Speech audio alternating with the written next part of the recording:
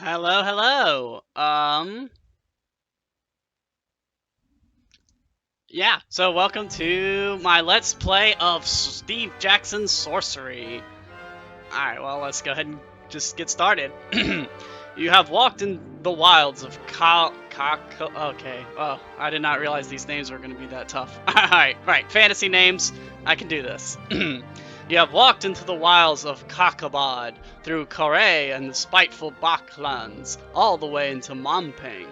You have survived traps, thieves, serpents, and vengeful gods. And now it is here, the Crown of Kings. It is said the crown was never forged, only found, by Shalana the Reformer, a lowly foot soldier who became emperor of the Eastern world. Such is the power of the crown. The air around it crackles with influence. Take it! Your destiny awaits. With the crown in your hands, you will be as powerful as Kalana. The goblins are arming, the giants are waking, and the birdmen carving cruel daggers from stone. War will come, but you will prevent it.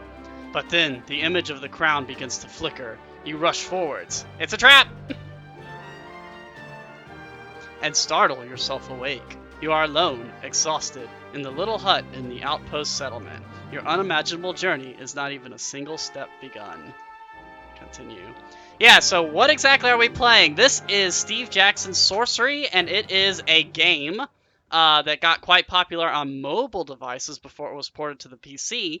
And it is actually a game based off an old game book made in the 80s by, as you may have guessed, Steve Jackson, who did a lot of game books back in those days. Not to be confused by the same Steve Jackson that did Munchkin. Actually, two different Steve Jacksons, surprisingly enough. But anyway, so yeah, so this game is basically a video game version of an old Choose Your Own Adventure book, albeit a Choose Your Own Adventure book that was a lot more intense gameplay wise than the choose your own adventure books that probably most of us are used to. So essentially, as you'll see, it's a very story heavy based game, and throughout the game, I'll be presented with options, which, you know, like the classic choose your own adventure books or other less popular game books, making these choices will change an effect on the story. So it'll be quite interesting. Although that said, they have a combat system and things like that. So it's not purely a choose your own adventure book. It's like a choose your own adventure book RPG hybrid. But either way, this is going to be very story heavy based. So if you don't like my voice, then either just mute it or watch a different Let's Play, because I will be doing a lot of reading. I'll try to make my voice sound more epic though for this one. So I'm going to use my normal voice for my character talking, but I'm going to try to use a little bit cooler voice for the narrator. So we'll see how it goes. Either way, I guess this will be a good opportunity for me to practice my voice acting skills. So, all right, here we go. It is sunrise. You dress, breakfast on bread and goat's milk, and collect the pack and sword from beside your bed. Let's see. Test the blade. Pray for luck. Leave the hut. Well, to be fair, I may not be here for long. The show don't tell aspect can be shown by writing. You can still do show don't tell in your writing. You don't have to do it by like video or anything like that. But anyway, let's see. I guess I will test the blade. You pause to test the blade against your thumb. The blacksmith has done well. The edge is keen and draws a narrow line of blood. Ah, I've cut myself! Fortunately, I didn't lose any health, but outside the hut, you hear the outpost settlement stirring to life. Pray for luck. Taking a moment more, you close your eyes and raise a prayer to your spirit guide. This morning, it has the form of a panther, but what will it become once your journey begins? Uh, beats me. A great calm descends on you. Time to go. Time then to depart. You lift back the flap of the hut and step into the early morning sunshine. Whoop. Yeah, so you can tell this game was made by mobile devices because you essentially drag your character to the... oh man, I wanted to make like a huge spiral. I guess there's a limit on how much shenanigans I can do. But anyway, alright, let's go to the settlement. Eyes follow you as you leave the hut and walk towards the great Shamutani Wall. The frontier peoples of this tiny settlement are well aware of your mission. Yeah, these good old fantasy names. Greet them. I'm not a jerk. See how, look, it's showing you. What do you think about that, chat? You turn to them and bow. Some smile in reply, but are too afraid to approach. Others make gestures of protection. You are going beyond the wall, so they believe you to be cursed. A man is waiting on the path to the Kantopani gate, which I guess is a different gate than the other gate, the final doorway between Anland and the wilds of Kakavad. You recognize the sergeant of the Sightmaster warriors. He holds out his hand. Greetings, Sergeant. That is a very interesting uniform, by the way. I like his cool staff. Is that an eye on it? Yeah, I can't remember who exactly the illustrator was for this, but they kept the original illustrations from the original game book, so that's pretty cool. As well as they added a few new things, I think. They added new illustration and new paths and things like that to account for it being a game, as opposed to a book. But anyway, greetings, Sergeant. He touches his forehead with 2 fingers. You are almost ready, he says. I have for you a gift from the king. 24 gold pieces. It is all we can spare at this time. He holds out a pouch. Now, last time, so I did play this a little bit on mobile devices before I realized it'd be a good game to play on the show. So I am aware of a little bit of what's going to happen in this first chapter. And last time I was trying to be nice and I refused it. And that was a very bad thing to do, so I'm going to take it this time. You accept the gift graciously. Thank you. You should buy some supplies before you pass the wall, the sergeant says, and you must collect your spellbook if you wish magic to aid you. Finally, should you wish to practice your swordplay, I will go one last round with you. And he points with his staff towards the training ground. Alright, well, let's collect my stuff first, and then I will go fight him. And I'll show off the tutorial system as well. Small traders in the settlement supply the Sightmaster warriors with weapons, armor, food, and clothing. You go over to the sergeant's stall selling flatbreads and cheese. 2 gold pieces per ration, the owner says. I will buy 2 rations. You hand over your coins and the man places 2 rations carefully into your pack. You must be sure you eat every day or you will suffer, the sergeant tells you, standing at your side. Eating more will give you extra strength, but it is not necessary. I don't think I'm using the right voice for him. Well, oh well. As we've learned from my Vandal Hearts playthrough, if you watch that, I'm not really good at distinguishing voices, but I will do my best. Yeah, I got items. I got some bread. Oh wait, shit, I don't want to eat one. Oh, dang it. Can I, rewind that? Oh well. Now, you know what? So, even if I make stupid decisions... Wait, do I quit here? Okay, there we go. Even if I make stupid decisions, my goal here... So this... adds a rewind mechanic so that if you screw up, you can go back and forth. But I'm going to try to, regardless of my stupid mistakes, my rule here is I'm not going to rewind unless I die. If I die, then I'll rewind, of course, because that'll be the end of it. But for now, so this is a good example of that. I really badly screwed up by eating that, but I'm going to forge on ahead regardless. Okay, I got me a sword, and I got me some treasure. That's cool. 20 gold pieces. I like how the picture is just like a bunch of random crap with like a sticky tape note attached to it. Alright, let's collect my spell book, because spells are cool. One of the huts, set slightly back from the others, is decorated with glyphs and strange symbols. A terrible smell emanates from its doorway. This is the hut of the chief mage. He has been preparing your spellbook for days, reading star charts to work out which spells will be available to you in the different locations in the hills and beyond. Go inside. You lift the flap and go inside. The mage looks up at you with haggard, sleepless eyes and presses the book into your hands. Do you understand how to use this? He asked. Tell me. Each spell is crafted through the alignment of 3 stars, he begins. The spell Zap, for example, is made by aligning Zarathustra, Eugis, and Pini. But that is not important. What matters is what the spell is called and what it does. Zap will give you control over lightning. Hot will create a fireball. Fuff will create a force field around you. Shall I continue? Tell me more. The mage nods. The law spell is formed from Lilith, Aegis, and Wex, and it will allow you to control the will of unintelligent creatures. The wall spell is quite different, and uses different stars. The order matters, you see. Wall creates an invisible barrier. You will find the rest in the book, he adds, tapping the leather-bound volume. I think that's basically him telling you, shut up and leave me alone. I want to know more. The mage looks surprised. Well, the Dop spell is useful for locks, Walk will shield you in battle, and Dumb will cause clumsiness. He scratches absently at his ear. Remember, some spells will cost you effort to use, but the ones that don't will not work without a focus, an item of some kind. You will need to read the book to know what. Research magic. So this is one thing that I found very interesting about this game. Very old school magic system. So essentially what it is there are a ton of spells. Oh hey, I can just scroll through them with a mouse wheel. That's nice. There are a crap ton of spells, and the way this game works is essentially every spell is available to you as long as you can remember which one to use and how to use them properly. So like you actually kind of have to be like a real mage in this game, and that you have to try to kind of remember what everything is and what it does, because you can't necessarily consult your spell book whenever you go to use a spell.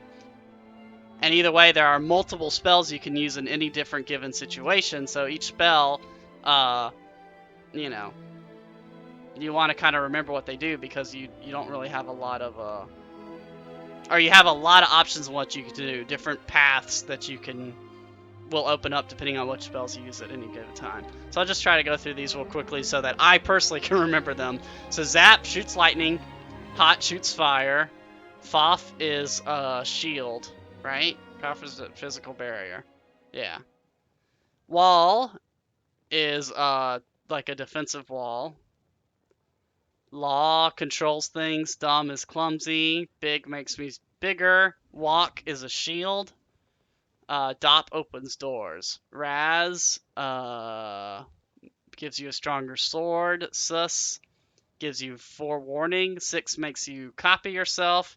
Jig makes something dance, but I can't do that anyway. Gob needs teeth. Yob means giants, but they make goblins and giants. What does gum do? Oh, it's glue. See, I think it's funny too because the spells always have a little thing that reference what they do. So gum sticks the enemy. How is which way to go. Doc is medicine. Dawes is slows their movements. Dud gives you fake money. Madge is protection from magic. Pop. Oh, okay. Makes exploding things fall. Slows your fall. Dim is defensive. Gosh, how many are these again? Fog, Mud, Niftel, Gak, Zap. I guess I'll focus only really on the ones that I can use right now because of the items. And I'll just try to remember the other ones later because there are way too many.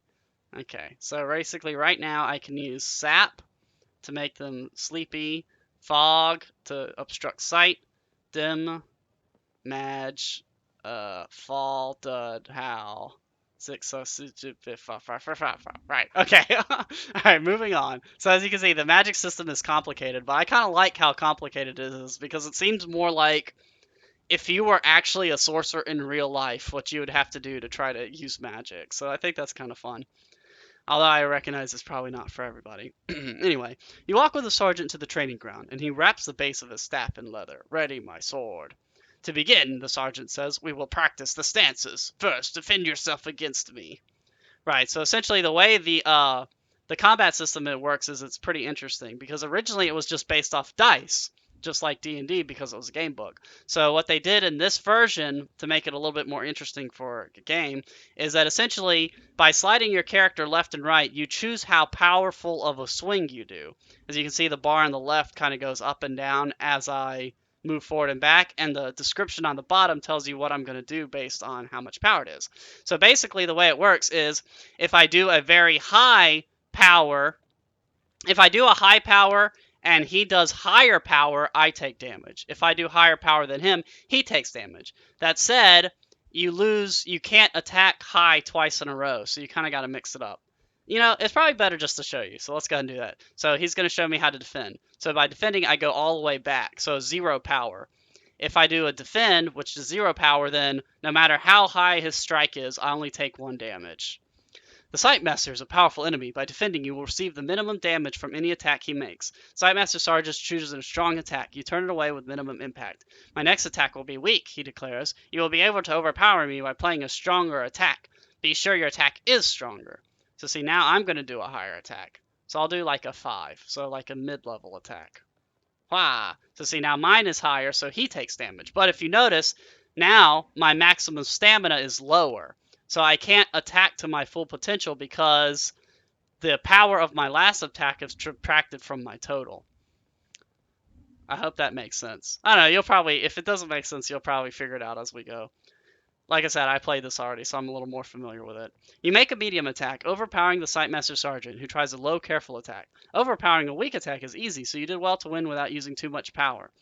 My next attack will be a medium strength, he declares. You may be able to overpower me if you wish to try. So here, I'm going to do a lower attack so I can show you. So if I don't defend and he beats me out, then I take a ton of damage. More than if I were to defend.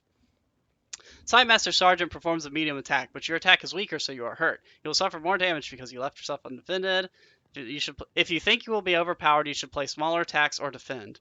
My next attack will be low, says the Sergeant. You can hit by dragging characters. So I'm going to do a high one. Wow, and I win. Yay! Alright, so I'm going to try again to do it without actually losing any stamina. I'm not going to read the descriptions this time. But what's neat, though, is that the description of the battle actually changes based on what's happening, which is cool. So if you're doing well or doing poorly, then it changes the actual text of the battle. So if I do battles multiple times because, like, say I die or something, I'm not going to read them over and over again. But, so see, since he's saying he's going to defend again. So I can just use a low attack, and that beats him out and still does damage without wasting any of my stamina over here. So I'm going to try to overpower him. Oh no, that didn't work. See, now I take a ton of damage. Okay. Medium strength. And I don't have enough, so I'm going to defend this time. Boop. He raises his defense but says nothing, so I'll do a slow one. And you can kind of tell based on the text what they're going to do. So you have to kind of read their movements and try to outguess them. Alright, let's go ahead and continue. You seem to remember the basics, the Sergeant says breathlessly. Good another round? Enough training. You shake your head. Very good, the Sergeant agrees, but if you do this, I warn you, I'm not going to easy on you. Okay, now let's do a real fight. I don't remember if this is really any different. You head over to the yard to practice a bout of real fighting. The Sergeant removes the cloth padding from the base of his staff. Unsheath my sword. This time I will not tell you my intentions, he says. You will have to read them for yourself. Be ready! Alright, so I'm assuming he's going to start off strong, so let's defend first. Ah, now I get the combat music. Crazy drums. Sightmaster bows to you, taps the ground with his long staff, and takes his position. You drop into a defensive crouch immediately. Sightmaster is not to be trifled with. Sightmaster Sergeant comes in with a tough blow, balancing his strength and his impact. You escape mostly uninjured. So I'm going to try like a mid-level strike here. Yes! Go me. Time to attack. You swing your sword fast in towards his chest, overwhelming his own staff swing. You have winded him. You are strong, he acknowledges. Your eyes follow your shoulders. He is probably about to defend himself. You realize a strong hit would be wasteful now. So I'll just go in with a 2. Okay, good. So I don't lose too much stamina because of that. Cleverly, you read his intent and attack lightly, saving your energy while still wounding him. His own weapon is raised in defense. He grimaces with effort. He is left breathless, but not seriously hurt. His guard is coming up, conserving his energy so that his next strike will be stronger. Alright, so let's go with another. I'm not too sure what he's going to do, so let's go ahead and go 3 this time, just in case. Okay. Boosh. The Sightmaster Sergeant is ready to leap behind a cover of a nearby hut as you come at him again. The Sightmaster shakes his head. Not bad, he grunts, clearly weakening. You see his arm grows tense. He is readying for a strong attack. So yeah, I'm going to do a defend. Whoop. Yeah, you're right, chat. If he does defend, I can go in with a 0.1 and still beat him out. That said, if I go with a 0.01 and he does anything that's not a defend, I'm going to get murdered because a 0.01 is not going to be able to resist that amount of damage. So I'd rather at least go in with a little bit more than a 0.1 just because it's a little bit safer than attacking. Like, I can attack at a 0.1, but that's super risky. You drop into a crouch, and as he powers forward with a cry, it only tires him out. You are largely unhurt. He watches your footwork closely. You hear observers in the gathered crowd murmuring expectation, but do they expect a violent blow from him or from you? Okay, so he just did a powerful one, so I'm going to go in with all my might and see if I can overpower him. Oh, well, shit, that was a waste of attack. Oh, well. Attacking quickly, you rush forward with a deep, heavy slash, but the impact clangs against his defending staff, and you only lay a minor wound. He smiles. His breath begins to heave.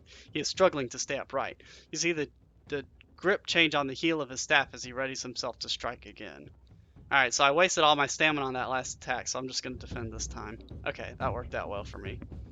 You whip up your defenses as he tries a deep bash, but you duck. Fast work, he grunts. You escape mostly unharmed. A thin, grim expression crosses his face. So let's go all out again! Ah! Gotcha.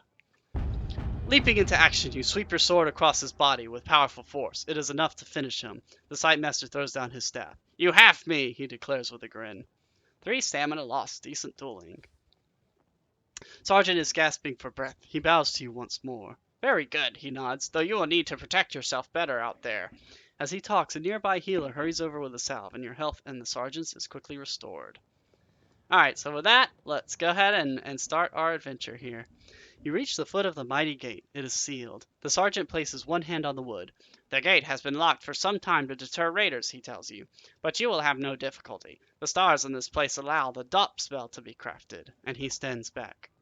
See, the funny thing that's interesting to me about the spell book is you don't even need the spell book, because if you know what the spells do, you could just have them all memorized. So, like I said, it feels more like real magic, because it's not just, like in most games, you just press a button and that's the magic. In this game, you actually have to just know it, which, I don't know, kind of interesting. Weird, but interesting.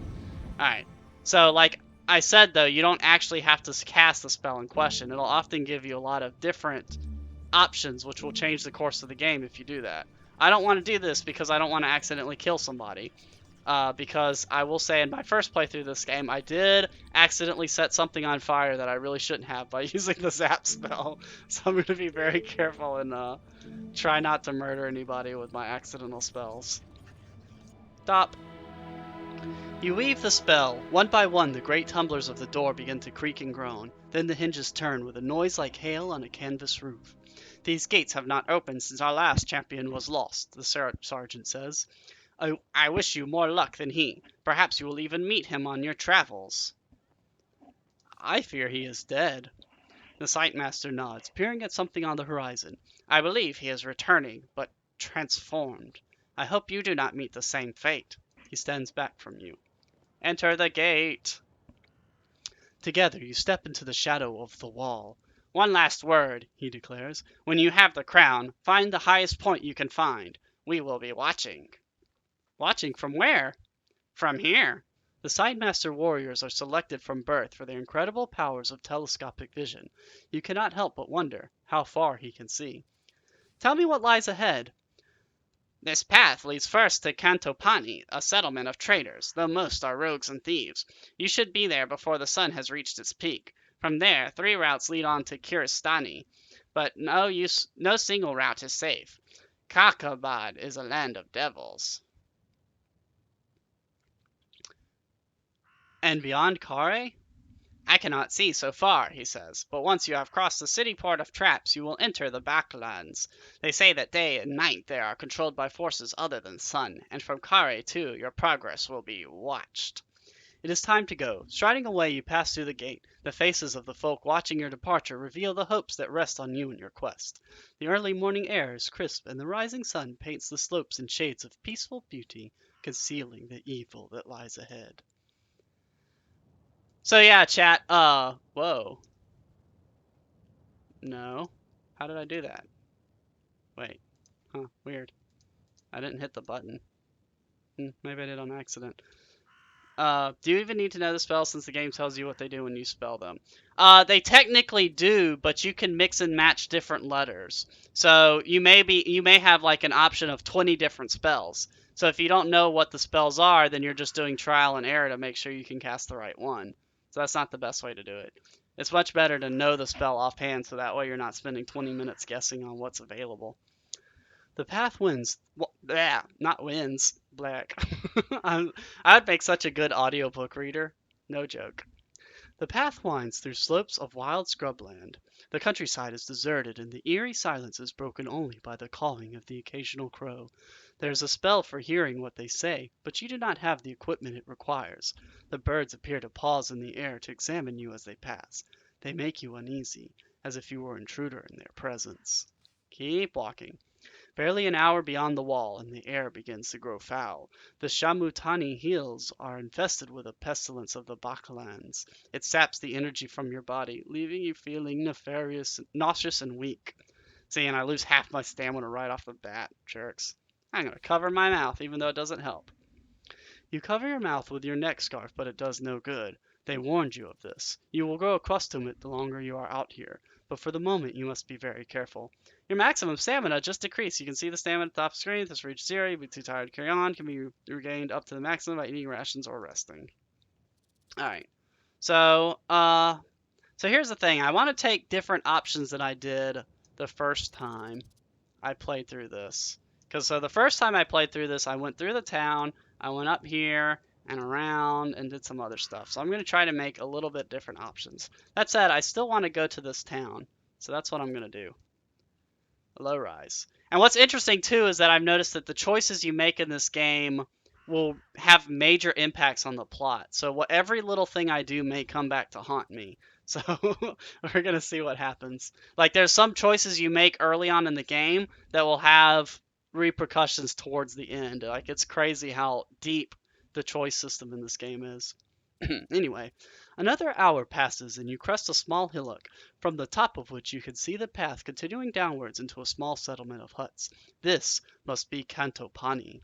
I'm going to look at it.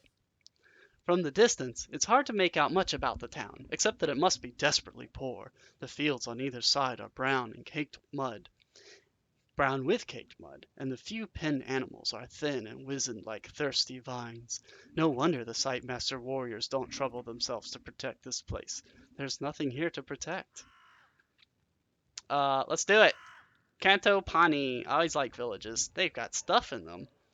Of course, if you were scared of a town like Cantopani, then you could not hope to survive in Kakabad proper. You follow the path down into town. The round huts are made of a hard-baked, bright clay, and the roofs are thinly thatched. As you pass, eyes appear at dark doorways, tracking your every move. For a moment, it seems like this will be all you see of the town inhabitants. But then, a villager appears from one of the dwellings and blocks your path. Look at him. He is 5 feet tall. They cannot grow much taller out here in this poisonous air. He has thick-set arms and thighs and is half clothed in tattered breeches. His eyes are wild and his long red hair and beard stand out from his face in a wiry tangle. "Halt, stranger!" he commands. "What business have you in Cantopani?" I want to buy equipment. He grunts, but you can see that he is pleased. With a motion, he encourages you to follow, taking you through the village to a larger hut. Yay, I can buy things now. I have money this time. Inside, you find that the building is a storage house. A quartermaster, somehow plumper than your guide, is seated at the table. I'll wait to be introduced. "This man is here to do business." Uh-oh, that sounds dirty, the villager explains. "Get out of here, flea," the fat man replies, getting up from his seat to hustle the villager out. Then he turns to you with a smile and beckons you to sit. "Greetings, stranger," he purrs. "Shall I show you my wares?" "Do you treat your customers so roughly?" you ask, unimpressed by his attitude towards the poor villager. "He'll get his commission," the fat man replies gruffly, "if you buy." "Then show me what you have." The man wags a finger. "Wait there." He disappears for a moment into a side room.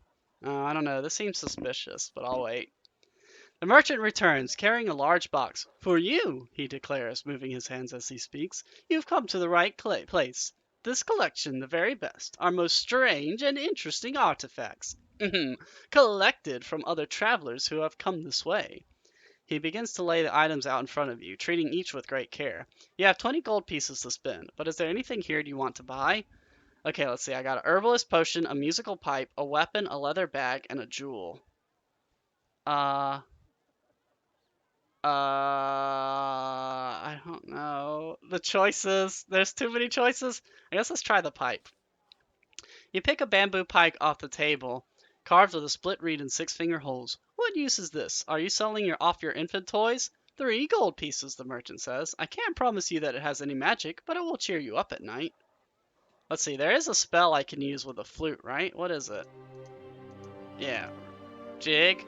The recipient will be girl. The caster can make it thereby exhausted, providing time to escape.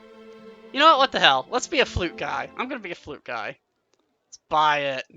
Yeah. You hand him 3 gold pieces and he thanks you with a nod. You play the pipe into your bag. Please, the merchant says. Something else today? You still have 17 gold pieces to spend. What's the jewel? You reach for the large jewel in the center of the box, but he stays your hand. Please, he said. It is too valuable to allow you to handle. 10 gold pieces. I'll look closer at the jewel. You lower your eye to the table and peer more closely at the gem. It's clear glassy and the surface seems to be slightly sweating. Dragon tears, the merchant says. You have never heard of such a thing before. You know what? What the hell? Buy it. You hand over 10 gold pieces and take the jewel. The merchant looks pleased. Very good, the merchant says, patting his money pouch. You are a man of good judgment. I see that. What else? I probably just wasted all that money on something useless. What does the bag do? Its contents rattle. Teeth, the merchant said. Finest creature teeth. Only 3 gold pieces. Oh, I can use a spell for that too. What kinds of creature? Yes, goblins, giants, or mole rats. All sorts, the merchant replies. I couldn't tell you myself. I'm no expert. But there's 10 or 12 in there. For 3 gold pieces, well, it's a good price. I won't buy teeth without seeing them. Then you won't buy them, the merchant replies, taking the bag back and placing it on his counter. Unless, shake my head. Because it could be a trick. I probably feel like I'm already tricked by that jewel, so I want to at least keep my being tricked to a minimum. You put the bag back down, somewhat disgusted. Please, the merchant waves a hand. Keep looking. Take your time. So what's the herbalist potion? You let the past contended to turn the look inside for. What does it do? I'm a mere tradesman, he answered, but I assure you it's the finest quality. For everything I sell, only the finest will do. Yeah, I'm not going to buy it without knowing what it does. What if it kills me? You place the potion back on the merchant's table. Not today, my friend. The merchant smiles, but beneath that smile is obvious desperation. The merchant nods, then begins to pack his box away once more. I must save something for my next customer, he replies with a smile, but perhaps you will return this way, and it will be you. You get to your feet and take your leave of the merchant. Just outside the doorway in the sunshine, you pause to examine what you have acquired. Examine the jewel. You raise the glowing jewel to the sun to better examine its flaws, only to discover that its faces are dripping. The jewel is nothing but a carved block of ice. Ah, dang it. I did get tricked. Put it in my bag. You put it in your bag, but you know it will quickly melt away. There's no use returning to the warehouse. The merchant will have left immediately and moved on to the next village to ply his crooked trade. No matter, he will have his punishment in the next life, and he will most likely meet that life all the sooner for his sins. Play the pipe. You pause to give the pipe you bought a quick and merry play, but you learn nothing new about it. Move on out of the village. You head out of Cantopani and along the path to the Shamuti Hills. Man, I can't believe I wasted 10 gold on a block of ice. What is that shit? Man, I'm a good traveler. I'm a very experienced adventurer and hero. Alright, well, dang. At least I got the flute. That's, yeah, I lost a lot of gold for that ice, though. Anyway. Passing the outlying huts, you feel strangely uneasy. Hissing from within and sly faces disappearing from doorways make you feel decidedly unwelcome. Then, at the edge of town, you pass a large boulder, and at once 2 rough-cut villagers spring out with swords drawn. Bandits! 2 against 1, the first declares. You're lost, calls the other, so hand over your things. Come on! I think I'm going to try to reason with them. I don't want any trouble, you declare. The first bandit edges forward, sword tickling at your chest. Running you through, no trouble at all. The pack! Alright, well, if he's attacking me with a sword, I think I'm going to defend myself. You draw yourself to your full height. You have mistaken me for someone else, you declare. I would like to give you a moment to reconsider, because I will kill you if I have to. The bandits growl and advance on you, one in either hand. Cast a spell! Oh, wait! I think I can use my new flute to my advantage here. Hold on, let's see. Can I do it? Let's see. I believe the spell is Jig, right?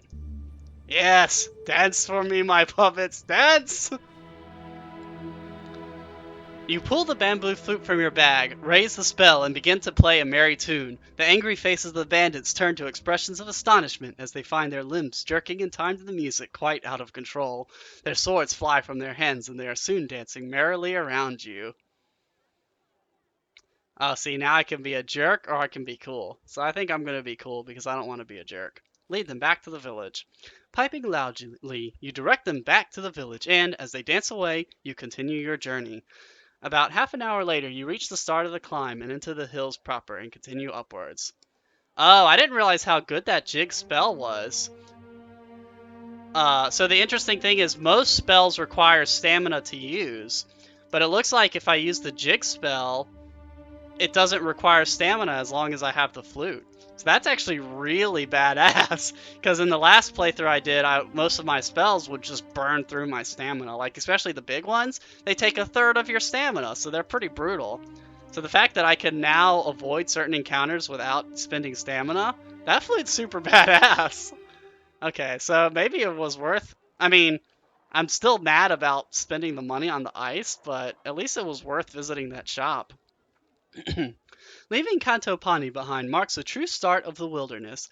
Beyond that tiny outpost there are scattered homesteads and Kare, a thriving city port, but all are touched by cruelty, isolation, and fear. The Baklands and the long shadow cast by Mampang Fortress darken everything. And with the crown gone, and with the crown stolen, things can only grow worse. In the long years since Kalana the Reformer founded the Alliance, the crown has been passed from kingdom to kingdom every 4 years, ensuring each one has its turn to lead, but no more. Ruddlestone, Lelaland, Galantaria, and Bryce have all enjoyed its power, but not Analand. But when the crown came to Analand, it was stolen by birdmen from Zaman and carried off to Mampang. With the crown, the Archmage will be unstoppably powerful. There is no chance of sending an army against him. A military force would not survive the journey. So here you are, a lone hero, walking the long path to Mampang alone. 5 minutes later, you reach a fork in the road. The sergeant, for all his eyesight, hadn't mentioned this. So yep, now we get some backstory on our intrepid hero. So for those of you that didn't quite catch it, essentially there's a magical artifact that is passed from country to country to ensure that they're equally powerful. But some jerk stole it, and so now I'm going to get it back from my country. The road splits around the base of a gigantic tree, but does not rejoin on the other side. The left path winds down into a valley, and the right rises up a slope towards the first thick forest of the hills. Look right. It is hard to see much further uphill. The forest is sudden and thick, and the path narrow. It may be hard going in that direction, but the hills will involve a lot of climbing eventually. You may get a decent view of the next leg from the top of the ridge. Look left. You pause to consider the lower route.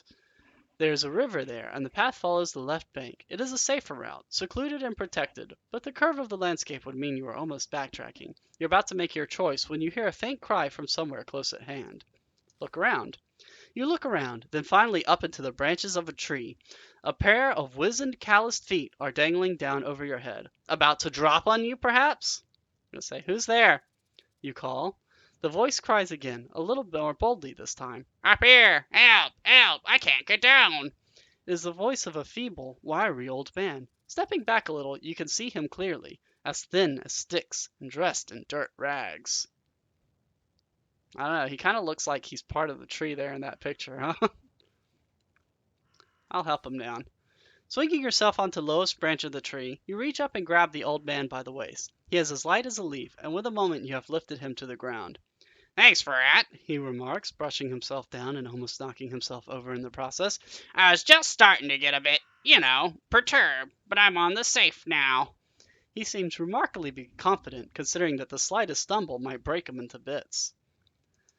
"What will you do now?" you ask. "Keep going for Analand," he says. "That's where I set off from, while back now. You wouldn't believe the story if I told you. Suffice it to say, though, if I know my eyes from my eyes, you're heading out to Mampang, and you better be smarter than I was. And here." He presses a page into your hand. It is a page, torn from a spell book. "This might be of some use to you. I just found this. Just found it, mind, and don't go asking how, but it's no good to me anymore." Look at the page. You look the page over suspiciously. It seems to be half of a spell. Ka! That might have been used for pest repulsion, but it's unworkable in its current state. I'll keep it. You take the page and thank him. The man falls quiet and squats down on the ground. With his jabbering done, you hear a buzzing sound from high up in the tree. A beehive. I'll climb up and investigate. So yeah, this is last. Yeah, okay. Well, I'll get to that in a second. Leaving the old man sighing with gratitude on the ground, you climb up through the branches of the tall tree. So yeah, last time I did this, I accidentally set the beehive on fire. So I'm going to try not to do that this time. The beehive hangs like a ripe fruit from the very highest branch. A huge number of bees dance in and out in a swarm. Use magic. Bounce enough to free your hands for a cell. So yeah, this time I'm not going to try using the fire or the lightning magic. So let's see, what do we have available here for first letters? I've got... I could try to use the new spell he gave me. What was it? It was CA? I don't think I have anything for that. Oh wait, maybe I can control them using the law spell. Let's try that.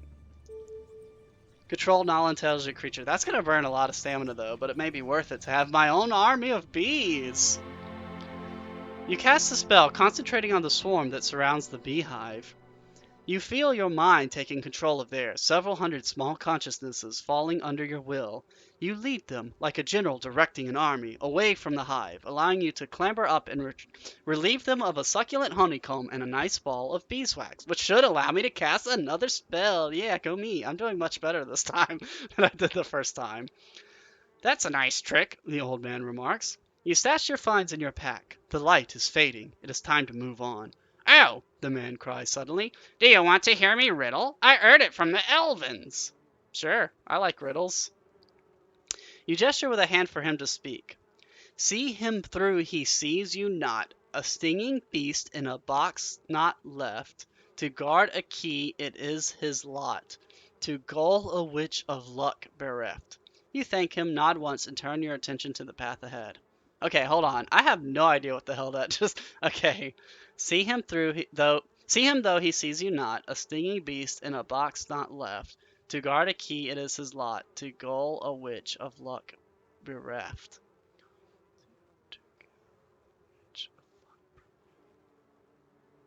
Okay, well, I guess we're just gonna have to mule on that one because I'm totally stumped. Okay, so here's where we're really... So, that was actually a totally... Even though I went the same path, that was a totally different sequence of events than what happened before. But still, as I mentioned before, to try to differentiate that, this is where I'm gonna actually take a new path. So I'm gonna go this way, the low path. Last time I went the highway. You head into the valley. It seems the safest route, secluded without providing an opportunity for ambush, and no matter how quickly darkness falls, the riverbank will guide your way. The man calls something after you about Elvins, but you ignore it. The path winds alongside a bubbling stream. You follow it, keeping to the west bank. The valley itself becomes narrower on either hand. A good spot for an ambush. You can only hope that nobody knows you are here. After an hour's walk, you begin to feel a little hungry once more, but you might be wise to save your provisions. Let's see. Considering I did just burn a lot of stamina to get that beeswax, I'm gonna go ahead and stop and eat. Taking a seat on the grassy bank above the water, you eat the sugary honeycomb. You rest for half an hour or so and then continue your journey. Oh, speaking of, let's see what that spell that the beeswax does, so I can try to remember it. Oh, it's Raz. For all the spells, by rubbing the wax on any blade without causing the spell, the blade will become razor sharp and at least do double its normal damage. Okay, so that's going to be useful. So I got to try to remember. Raz and Jig are now actually probably the most useful spells for me since they don't require stamina. Okay, wow. Alright, moving on. In the valley. The valley continues and you walk for many hours until the sun begins to set behind the bank and the air grows cool. Now would be the time to find and pitch camp if you intend to sleep, before darkness descends completely. But the moon will rise soon enough, and you could walk on through the night. Somewhere beyond this valley there are villages with real beds. Alright, so how far away from me are we on the map? Yeah, I think I'm going to go ahead and make camp here. Boop. Might as well play it safe. Plus, I got all these wonderful river noises that should help me sleep. After a little thought, you decide to stop. In the moonlight, the river will turn black and the way will be hard to find. Better to sleep and set off early tomorrow. You find a group of rocks that form a natural hollow beside the bank of the stream and settle yourself inside, as comfortable as a rat in a hole. Before you decide to sleep, you check through your pack. You have 1 meal's worth of rations left. Well, I just ate, so I'll just go ahead and go to sleep. But you do not need to eat again today. You rest your head onto your pack and close your eyes. Eventually you drift off to sleep, soothed by the babbling of the stream, but a short while later you are awakened by a splashing noise. Oh yeah, Chad, I did go left, but I'm not entirely sure if that was what the riddle was trying to say, but I don't know. Who knows? Anyway, I'm gonna stay still and listen. Reasoning that you are well hidden by the rocks, you keep your breathing quiet and listen. Creatures, 2 or 3 of them.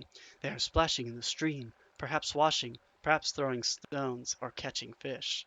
Okay, so I can I don't know what they are, so I'm going to continue to hide. You stay silent, listening closely. After a while, they seem to tire of the game. The valley falls quiet and still once more. Okay, I'm scared, so I'm going to stay alert. You stay alert and hear the rustle as creatures approach once more, coming down the bank of the valley behind you. You sit up sharply. They point and babble. They point and gabble, excited. Gabble? I've never heard that word before. Is it like babble? Gabble? Huh? Okay. One of them rises into the air and flies across the water to look at you more closely. You have never seen creatures like this before. Speak to him. Hail there, creature, you call out. The creature darts up higher into the air at your voice, then cautiously he approaches once more. What am I? What are you in our valley? A traveler, you declare. I don't really want to tell them everything right now. I need to keep a few surprises. A traveler, you declare, on my way from one place to another and meaning no harm. Well then, traveler, will you join me and my companions? You know what the hell? You only live once, right? I will. You rise from your bower and cross to the bank of the river, where the other two creatures are. The creatures dance around you, nipping at your arms and splashing water at your legs. They turn their glows on and off, making delightful flashing patterns one moment and plunging you into darkness the next, only to reappear suddenly in front of you and make you jump. It is a charming if somewhat threatening display, like the toothy smile of a tiger. After a while, you suddenly realize that they are gradually leading you down the river with their games, and away from the rocks where you have left your belongings. Where are we heading? You ask. They reply with their usual laughter. Our village is just up the river. Don't you want to see it? I need my belongings, you reply. Won't you take me back to them?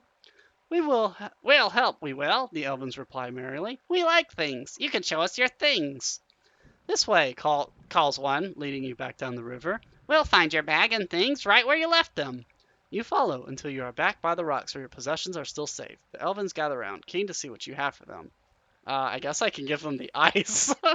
Thinking on your feet, you remember the ice jewel, and you look into your bag. It is smaller than earlier today, but still intact. Friends, you declare, I have something for you of such value that once you have it, you must rush straight home with it, or you will be a target for every bandit and villain in these hills. But it's something beautiful and priceless. Will you take it? The Elvins clap their hands and coo like birds as you produce the jewel from your pack. Is it richness? One asks. Is it shine? Better than that. Better than that, you answer cunningly, and at its best in full sunlight. Take it home and place it under a cloth on a stone to catch the light in the morning, and do not look until midday. The elven serious nods, take the jewel, and in moments have flown away. You chuckle to yourself and settle down to finally catch some sleep. Once again, the crown fills your dreams, only now instead of being hidden away in Mampang fortress by the Archmage, you see it on the head of the burly villager from Cantopani. Anyone can wear the crown, he declares to you, but wearing the crown you are no longer just anyone. And then he points a finger at you that seems to crackle with energy, and you find yourself drawn towards him, commanded to do his bidding. Suddenly, you are surrounded by angry beings. You are walking towards a crack in the ground. It seems sure to swallow you whole. You stumble at its edge, about to fall. And then I guess I wake up. So hey, it turns out that ice was actually not as useless as I thought it was. That's pretty great. I'm glad it worked out. Although I am curious now what would have happened if I had actually went to the elf village, but I wanted my flute, dang it! That flute is the only useful thing I've got so far. Oh, and I guess the beeswax is pretty cool too, but anyway. The morning air is cool and good for walking. You feel a little stronger than yesterday. Still halfway between sleeping and waking, you feel the presence of your spirit, the gorilla, close nearby. Its form has changed since you left Analand, just as you have changed, but it is still walking beside you.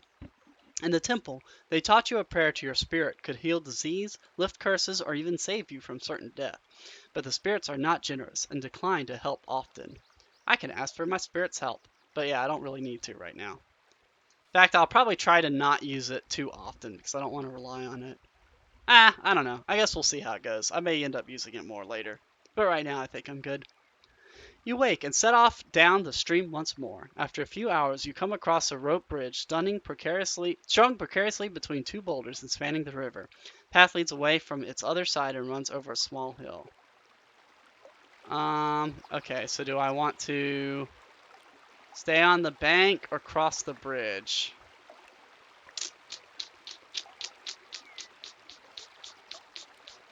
I mean, it looks like there's a town in each way. I think I'm going to stay on this side. I don't want to risk falling into the bridge, I guess. I don't want to die. You continue along the riverside path for several more hours until you reach a wide bend. In its elbow is a cluster of huts made of thatched branches and twigs. It is clearly not unoccupied, as smoke rises from a fire set in a space between the dwellings. There is not a sound to be heard. It must be the village the elven were leading you to last night, a place of tricks and mischief, no doubt. Now see, I worry that if I enter that village, the fact that I tricked them with the ice is going to catch up to me. But what the hell? You approach cautiously, creeping between the outlying huts, peering through cracks in the walls, but the place does appear truly deserted. I'll approach the village center. You make your way more boldly now, to the center of the village where a fire burns. There is a stack of logs nearby. Look more closely at the fire. You go over to the brazier, but it seems quite ordinary. Then you notice it burns with a gentle blue flame. A moment later, you are feeling dizzy. The fumes from the fire are overpowering you. You fight to keep consciousness, but without success, and everything goes black. Well, shit. I knew this was a bad idea. You are tied up on the floor of a hut, and you are not alone. Nearby, you hear the scuffle of many feet. Guys, I'm sorry about the ice thing. Look around. You flip open your eyes, taking care to lie still. You see your belongings lying a short distance away in the dirt. Around you patter tiny feet, and a few more feet hover a few inches in the air around the ground. Elvins, then. Think I'll wait. The guard, noticing you are awake, leans out of the doorway and calls sharply. Soon, a small crowd has gathered around you. Yeah, they don't look too friendly. One of the group, some kind of leader, steps forward. Traveler, he declares, we are creatures of pleasure and enjoyment. It is such a great pleasure to have a visitor in our poor hamlet. So I ask now, how will you entertain us here? How about see, I don't want to be that kind of guy. I mean, I could, but I'm not going to be. So I'm going to try singing. I will sing for you. The elder frowns deeply. You most certainly will not. Your voice is like a dog's growl to our ears. Oh, dang. Then let me show you my magic. The chief claps his hands with glee, and so do the others in the crowd. Excellent! I'll ask them to untie my hands first. Very good, but I cannot weave a spell with my hands tied. The elven consider this for a moment, and quickly decide. One approaches with a knife and holds it close to your face for a few seconds. Then he laughs, rolls you over, and cuts the rope around your wrist. Now, declares the chief, entertain us. Perform a spell. I will show you a spell. The elven chief nods. Let's see. So what gets me out of this situation? Looks like I can't do jig. Can I do dumb, maybe? Oh, what's dud? Illusion of treasure? Yeah, what the hell, let's try it. You cast the spell, focusing your mind on a large rock in one corner of the hut. Before their eyes, the elven see this rock turn into a mound of glittering treasure. They gasp with delight, smiling happily and congratulating you. Then one of them ventures over to touch the jewel, and as he does so, you release the spell. A great cheer goes up and the treasure pile disappears. An excellent performance, the chief declares. Thank you. You nod your head. But we have kept you from your road. The chief waves for his tribe people to clear a route to the door, and the little creatures cheer. You gather up your belongings, and they set you on the path out of the village. Hey, see, now that wasn't so bad, actually. See, as long as you be nice to people, then everything will turn out fine. Remember those words when I get totally murdered later. Waving back to the elven as you walk, you reach the river once more, but now the path goes across it. Beyond you can see a long, wide track with trees lining the left-hand edge and a wide field of long grass on the right. In the far distance, a curl of smoke indicates a village. The evening is beginning to draw in. It would be good to reach the town before light is gone. Test the bridge. Before crossing, you make sure to test the guy ropes of the bridge to ensure it is sound, but it seems safe enough. Satisfied, you make your way across the boards. In the middle of the bridge, a man stops you. Halt, he declares. This is my bridge, and to cross, you must pay the toll. How much? The toll is just 1 gold piece, he says. It is very reasonable. I mean, I got 7 gold. I could be nice. Yeah, why not? Pay the toll. It is a reasonable toll, you remark, and put one gold piece in his hand. The man touches his forehead with the coin and thanks. And that, he strides away whistling. You head off down the bridge and back onto the path, none the wiser. You have a long way still to travel today. See, I was a nice guy. I wonder if he's gonna help me. Oh. I guess I can't go to the village. I want to go to the village. Oh well. I guess by choosing to cross here, I don't have a choice. Alright, well, let's go to Kirstani then. Blah, blah, blah, blah, blah, blah, blah, blah, blah. This is a long one. Whoop. The path continues along the side of a line of trees. Suddenly, an acorn lands on your head, and you hear it tittering from overhead. The gorilla grants you strength. More elven in the trees hurling acorns. Man, these elven just won't leave alone. I don't know. I'm already low on stamina, unless I can do jig again, which I don't think so. So let's walk on by. Ow! You are pelted by more and more acorns as well as some sticks and branches. You break into a run. Soon you are out of reach of the annoying creatures. Oh dang, that didn't work out well for me at all. Approach Kirstani. The sun is now just past the zenith, and everywhere a dusty heat rises from the baked earth. You begin to think about where you will stay for the night. Another night sleeping out in the open would be best avoided, but then you see a small village set into the hill. Look at it. Smoke rises from the stacks. The houses are well set, with stone at their bases and thatched roof of grasses and thick leaves. There is, unusually, more than just one street running through the center of town, but it is as though the place, once rich, has had its heart scooped away. Litter surrounds the buildings, and on the edge of the village are rows and rows of empty, abandoned houses. You continue your slow trudge along the path. Yes, never avoid the village. YOLO. You walk into the village. Young hill dwellers pass you and stare at your strange clothes. You nod back respectfully. Look at the people. Their own attire is rough by comparison to your gear. They wear their hair long but piled up on their heads. These people are ghastly poor. The village is like a ghost town here on the knife edge of the Baklands. So I can go talk in an alehouse or rest in an inn. I think I'll go rest in the inn. You stop a passerby and ask for an inn, and they lead you there directly. The woman who runs the place stands in the doorway with her arms folded. "Are you from the king?" she demands. "I am on a mission for the king," you reply. "Taxes?" she replies quickly. "No." The woman narrows her eyes at you. "This is a guest house, the best in Kiris. I'm probably reading this wrong. Kristatani. Yeah. Kristatani. Only guests stay, and any guest of mine knows it costs me 3 gold pieces to host a man overnight, and 2 to feed him. But it's all between friends." I need to eat first.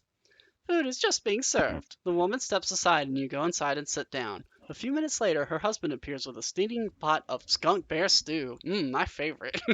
As he sets down the urn, he catches your eye and immediately turns aside. For a brief moment, you feel you recognize him from somewhere. Try to remember. You rack your brains as the man hurries out of the room. You have an image of him, panting and wheezing and holding up a hand for you to halt. Is it holding up a hand for me to halt from the bridge just now? Is it someone from today? Though he's not elven clearly enough. Then you remember the man you passed on the bridge beyond the elven village. What is he doing here if he runs a toll bridge half a day's walk away? Perhaps you should ask him. I'll go and talk to him. Leaving the stew untouched, you get to your feet and head out into the hall. The woman and her husband are talking in low voices in the hallway, but fall quiet the moment you appear. "Have I seen you somewhere before?" you ask. The man stares back at you, wide-eyed. "No," he answered. I'll say, the day has taken a toll on your memory, because that's Quickbee. "The day has taken a toll on your memory." The man shivers. "I am sure I've never seen you before." His wife stepped back from here. "What's going on here?" she demands. "I met your husband on a toll bridge." "I don't know what you're talking about," the man says. "Why don't you eat your stew?" But the sound of his voice confirms it. It is definitely the man you met earlier. "You charged me a toll," you continue. "I paid." The woman grabs her husband by the arm. "What have you been playing at?" He whimpers slightly. "Nothing, nothing, it wasn't me." "I'm quite certain." "You can't be," the man replies. "It can't have been me. It must have been my twin brother. He's always doing this kind of thing." A likely story. The man looks surprised at your accusation, but you cannot be far from the mark, surely. His wife has narrowed her eyes. I've never seen him, or never seen the two of you together, more like. Sounds interesting. The man gawks. I don't know what you're talking about.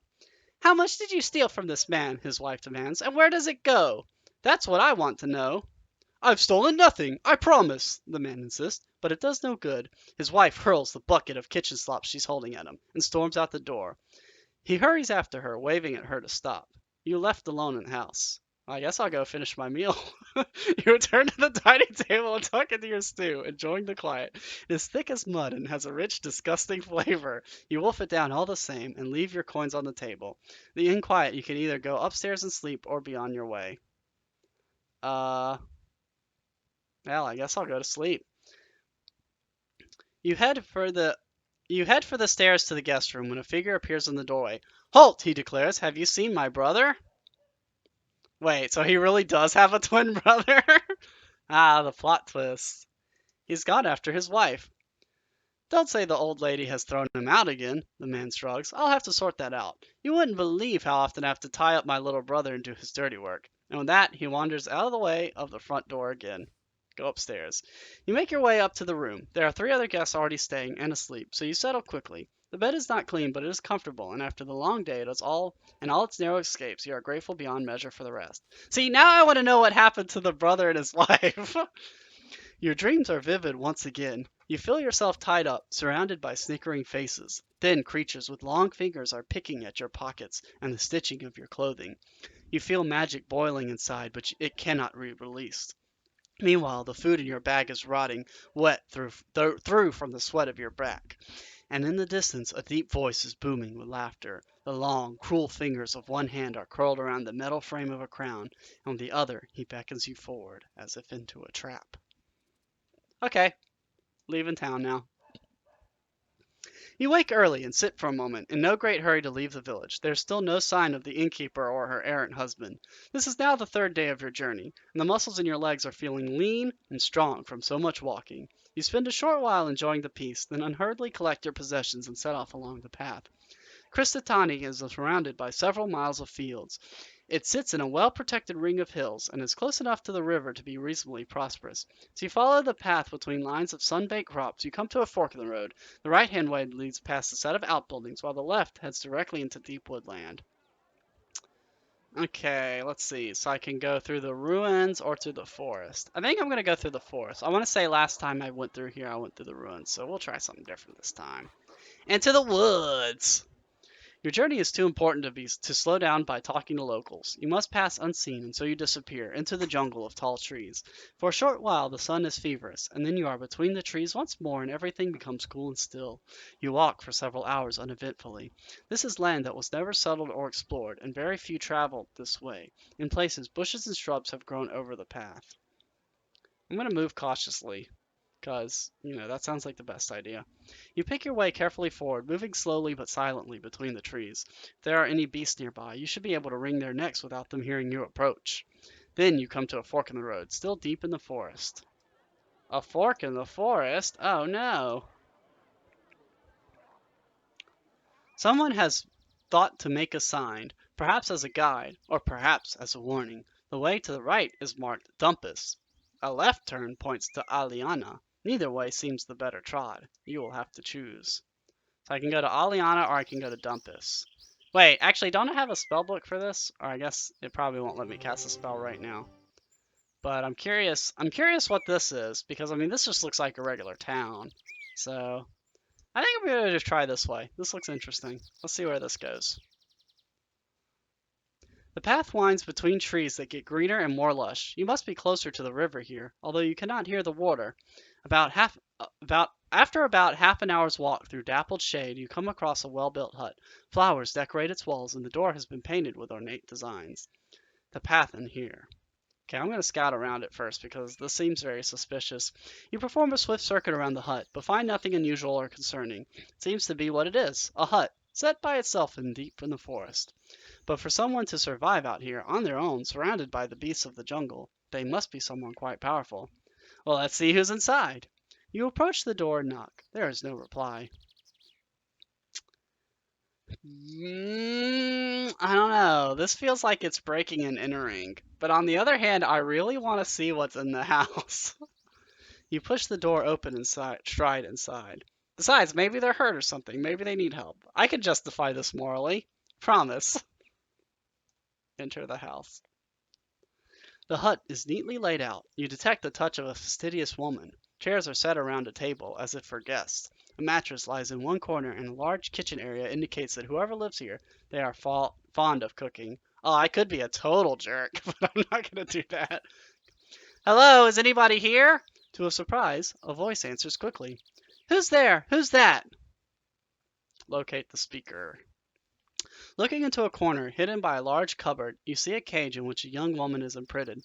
Good stranger, she pleads, let me out of this cage, I beg you. What happened to you?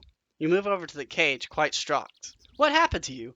Oh, good stranger, she wails, I have been locked up here for 2 days. It was Elfins that did it, those mischievous, prateful Elfins. Please, you must help me. I have not eaten, and they left me here, where I can see all my cooking things, but cannot reach them. See, now, okay, so on one hand, I want to be the nice guy and help the poor cage woman. On the other hand, I think she's going to be like a dragon or something and eat me. So, knowing that this is probably going to get me killed, I'm still going to try to be the nice guy and help her out. Going over to the cage, you try to the door. It is locked, of course. Oh, do I have an item for my backpack? Try something else. Please use magic. I guess I'll just dop it up. Dippity dop doop. That's the only one of the ones I can remember. I guess it's short for door open. See, here's a good example. If, like, for example, if I tried to do zap, I would probably kill her, which I'm not. I definitely don't want to do that. So that's a good example of how knowing the spells is important because I don't know. Wait, hold on. Da. Puh. Wait, what does Daz do? Yeah, I don't want to do that. Let's do Dop. You cast a spell over the lock and it begins to shiver. Like a small beetle, it hums and clicks as the tumblers turn and work. Then finally, it snaps open and drops to the floor. The woman claps her hands in delight. When the door opens, she rushes out and throws her arms around you before backing off a pace and trying to regain her composure. Stranger, she declares, I am in your debt. Aliana will reward you. Will you take an aid in combat or mastery of magic? How about magic? Magic's fun. Magic. Very well. She rushes quickly over to a wall and opens a panel you had not seen before and takes out a small box, which she places in your hands with a smile. No tricks, she says with a smile. All the things will aid you if you know how they are meant to be used. Open the box. You flip open the box. It contains a small vial of glue, a pair of strange-looking nose plugs, and 4 small pebbles. You pocket them and give back the empty box. The lady has been freed. It seems like there is nothing much more to keep you here from your quest. Would you share your food with me? She nods vigorously, and the two of you settle down to the table. It is a mockery of a family feast, as you carefully divide the last of your cheese and bread, trying hard not to lose any morsels into the cracks in the wood. She eats ravenously, as you do. Then finally you stand. I must be on my way, you tell her. I have many more miles to cover today. Of course. Please, before you go. She holds out something. It is a small bag of coins. I'm low on money. I need it. I can't be nice anymore. I need money. You bow your head and accept the gift. There are 7 gold pieces inside. And one more thing, she says. Moving around the table, she leans up to you and pecks you on the cheek, whispering, I am Aliana the witch, and I have killed a good many men with my sorcery, but I choose not to kill you today. Go in peace! Then she stepped back, and her face as soft and peaceful as it ever was. Did you imagine her words? Almost certainly not. Time to leave, then. You quickly step outside. You retrace your steps to the last juncture, where you turn to take the path to Tumpus. Okay, then. See? Well, that worked out well. I guess I saved an evil witch, maybe? I don't know if I did a good thing, but on the plus side, I got some spell items. So let's see, what do I got now? So I got the spell that I don't know what it does. I've got beeswax, I've got glue, nose plugs, and pebbles. So let's see what I can do with those things. Oh,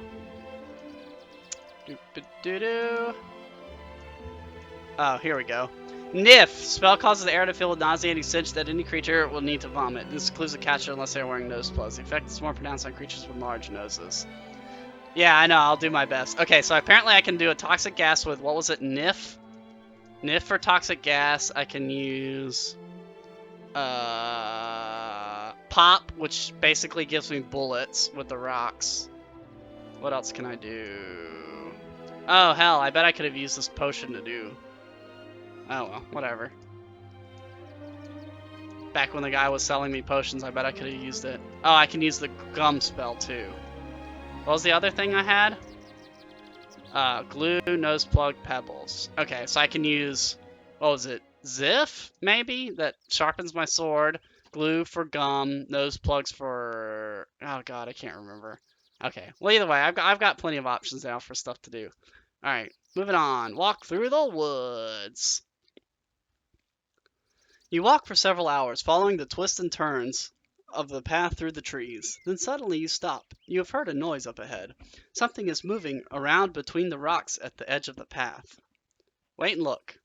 I like messing with things. I don't try avoiding fights. I want to see what's going on in this crazy world.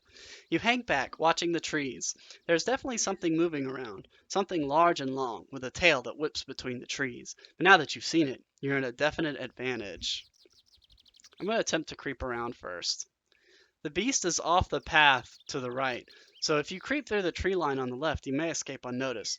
You try this tactic, moving slowly and carefully, making as little noise as possible, placing your feet with delicate care. After a few more yards, you are about to rejoin the path when the movement of the animal stops. It must have heard you or caught your scent. And sure enough, a moment later, it is upon you. In a flurry of foliage and dirt, a rat bear leaps from the undergrowth. It is much closer than you thought. Its sleek black fur allows it to hide in the shadows until it is almost upon you. Alright, let's start off with a spell. So I'm going to try using the beeswax. What was it?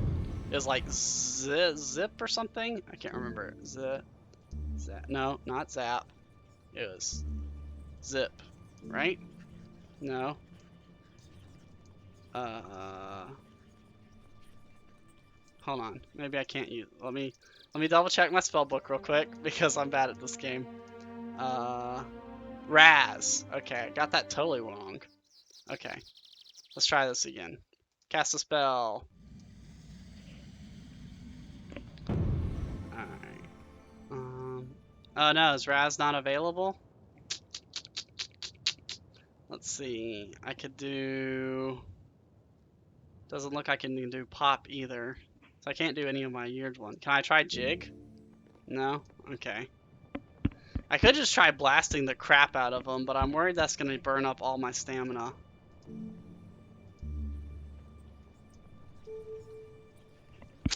See, if I do that one, I might as well just zap his ass.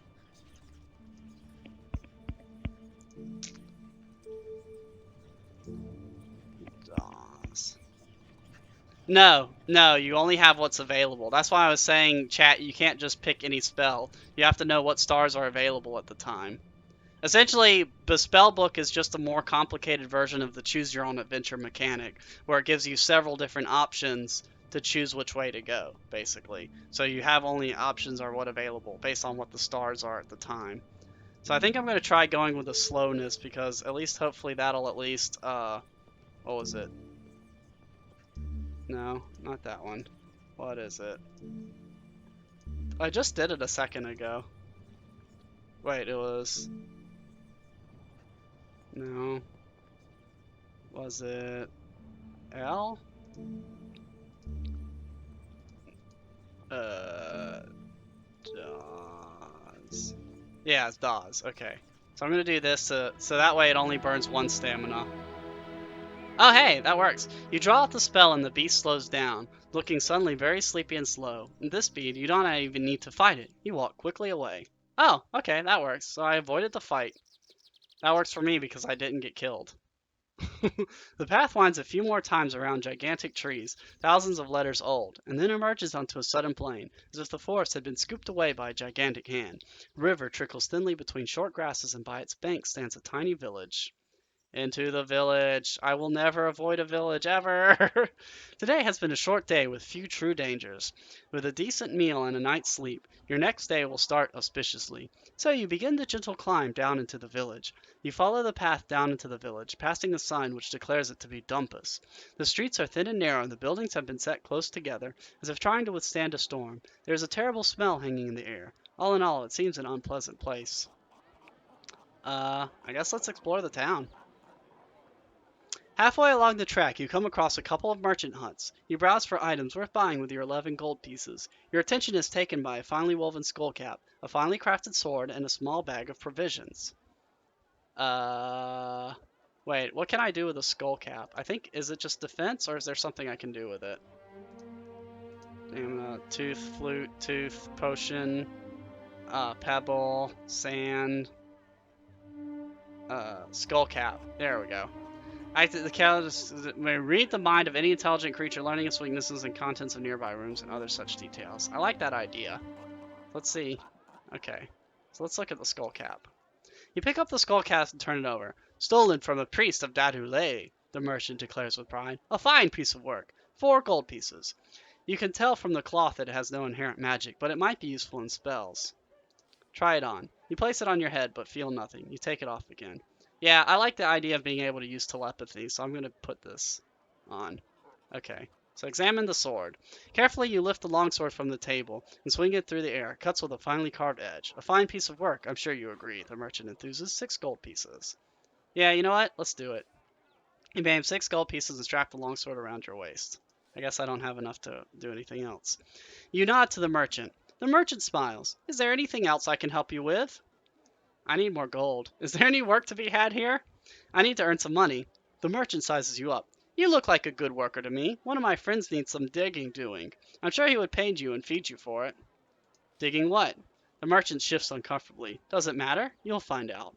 He stares at you. So, he asks. He looks over his shoulder at the path. I'm going that way now myself. You coming? Uh, I don't know if I need gold that much. I'll just talk to the villagers. You pass along the main path through the village and pause outside a hut in which several of the hill dwellers are sitting and eating. They seem to be deep in discussion about something. Several are shaking their fists in the air. Lifting back the canvas flap, you step inside. The hill dwellers stop talking immediately and look up at you. One gets to his feet and gestures forward. Bow my head. You nod your head once to the man, who returns the gesture. Then one of the other calls something in their native tongue and points at your side, to where your sword hangs out below the hem of your cloak. In broken common tongue, the first man croaks, "No weapons," and he indicates the table by the door where you can leave your blade. Remove my sword. I'm a nice guy. You unfasten your sword belt and leave your weapon on the table.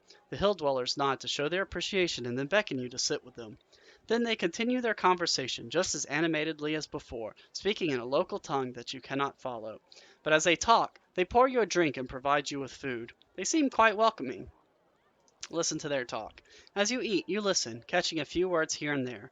Goblins, arms, Kirstistani. They seem to be very concerned. Ask about the goblins. What are the goblins doing? Are they being armed by villagers? The men shake their head.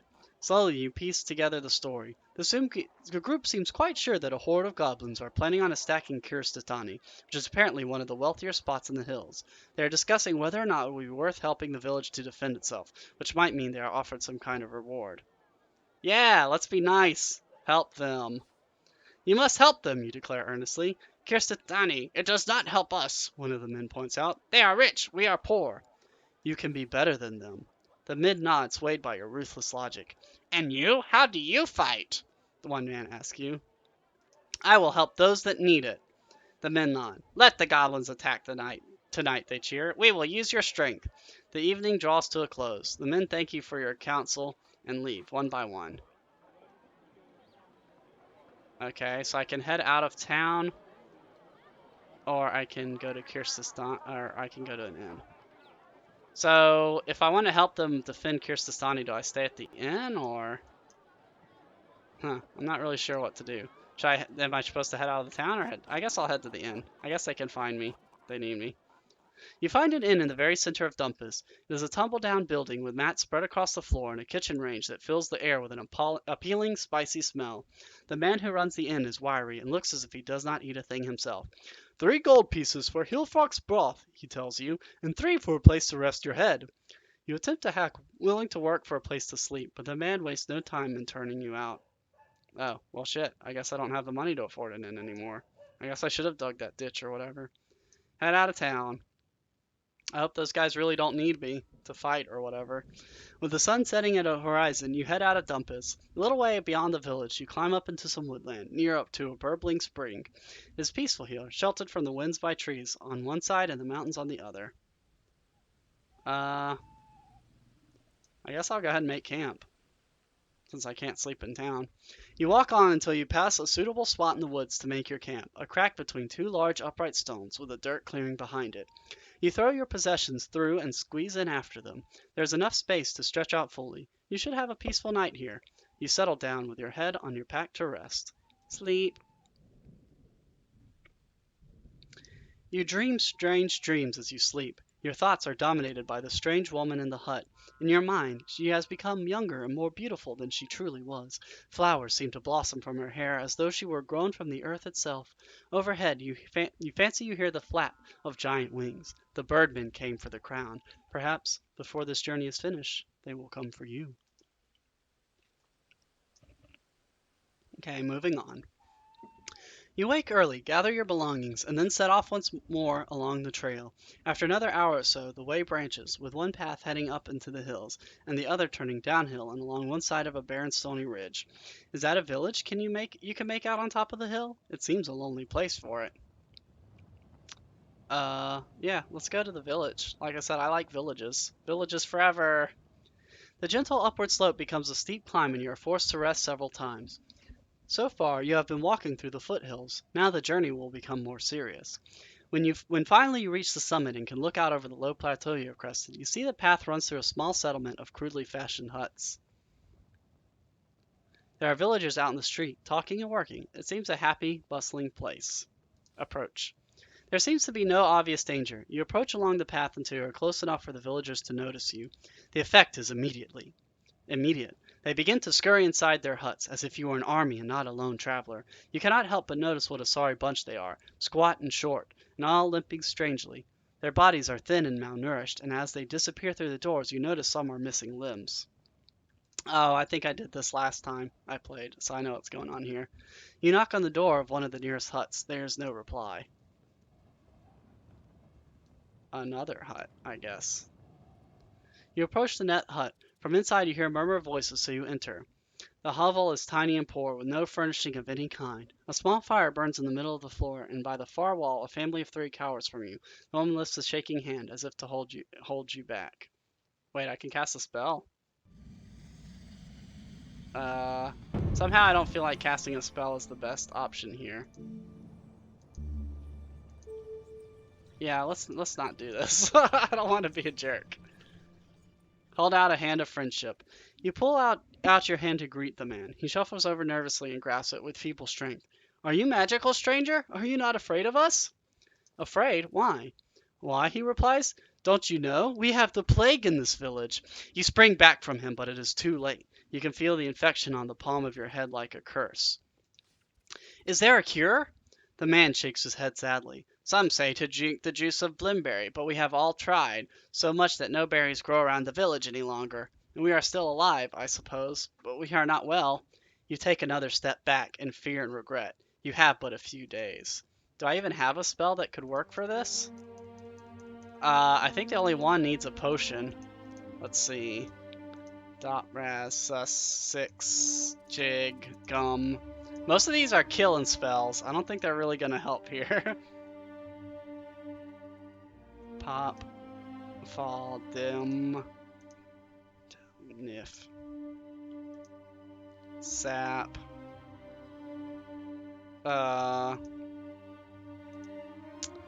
yep, Nap, Fix.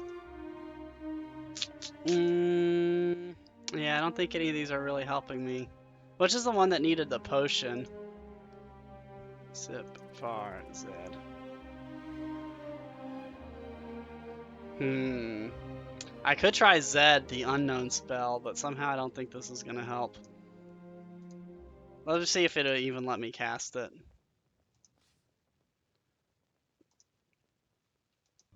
Oh, I don't have the healing spell because I don't have a potion. Yeah, it doesn't look like it's possible. Alright, do something else. Fear overtakes you and you race out of the door, and you do not stop running until you are clear of the accursed village. If only I had bought the potion from the guy. Oh well. The path beyond the village heads downhill once more between thick trees, before turning into a narrow goat track that crosses the rough peak. From the summit you get a wide view. Look around. Ahead, down a steep slope, the next village is sprawled out before you, and even from here you can catch the sound of merry voices shouting from the streets. It must be a carnival. Looking right, you hear a roaring noise, and you can just make out a beautiful, majestic waterfall plunging from a cliff onto a great rock bowl. You watch for a few minutes, marveling at how clear the water seems. Then it is time to move on. You are feeling cold. Purple blotches are breaking out on the backs of your hands. Pray for healing. You drop to your knees, shivering and shaking, and mouth a fervent prayer to your spirit, the gorilla. Does it hear you? It is hard to tell. But then you feel warmth creeping through your bones, and purple marks on your skin are fading away. You are cured! You raise a cheer to the spirit for such aid. But what about the people you have left behind? They have no such guardian. You follow the track down a steep decline. I guess I only have one option here. Head to the town. I like towns. Whoa, camera. Some way down the hill you stop for a rest and sit on a boulder to survey what lies ahead. The path leads downward, and at its foot, cradled between three peaks, is a village, and quite large one at that, compared to the mournful spot you have just passed through. Behind you, the sun is falling rapidly into the hills. It will be night soon. Approach the village. Your heart swells. A village might mean a chance to restock on your provisions. You hop down from the boulder and make your way forward, when an overhanging branch touches your face and you hear a lively chirping. Freeze! Hovering by your shoulder is a small creature the size of a bird. It is childlike but very thin, with green skin, and flits around you on transparent wings. It seems friendly enough. It even lands on your shoulder, its tiny clawed toes pinching slightly. Talk to it. Greetings, little creature. And hello to you, the creature replies, chirping. My name is Jan. What are you? The creature does a backflip and gives a low bow. I'm a Midi-mite. Pleased to meet you. It reaches out on a tiny hand and shakes your earlobe. What do you want with me? See that village? The creature replies. Last time I tried to go through, they told me I wasn't welcome, so I wouldn't mind some protection. The creature starts hopping up and down. Come on, it grumbles impatiently. Let's get going, can't we? See, the problem is, so last time I took this guy along too, and but I don't want to be a jerk. What can you tell me about the village? You point down at the valley. Is it safe? That's Biritani, and it's very safe. It's the largest village in the whole Shimutani Hills. Every traveler who comes this way spends at least one night there, so it's a little bit expensive, especially for mini-mites, but pleasant enough. Where I'm going is dangerous, you warn the creature. You might be killed traveling with me. The creature shrugs. I got small wings. Can't get far on my own. The creature flits to your shoulder once more. You're not in a hurry, are you? It observes. Do you want to sleep out in the rough? I can protect you. The creature squeezes your shoulder gently. It's like having a spider trying to burrow into your skin. Well, let's get going then. The creature shakes you by the ear in excitement, and you set off along the path once more. You descended to the bowl of the valley. The hills on either side are toweringly tall and throw the village into deep shadow. It would seem a very gloomy, threatening place, but from the streets come the different sound of laughter and merriment. Enter the town. You continue along the path. The sounds of festivities grow louder. It is almost spooky here in the shade of the valley, and after so long on the dire road. The people in this village seem to be enjoying themselves. See, the Mennonite on your shoulder remarks. I told you it's a happy place. Jan, what's going on here? Are they bewitched? Jan shakes his head. No, if there was magic, believe me, I'd know. This is the festival of the young. What's that?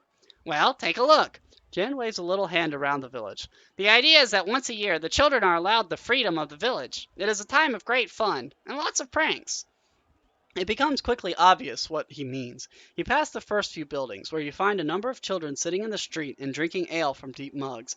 Further on, a young boy is holding an old woman over his knee and spanking her.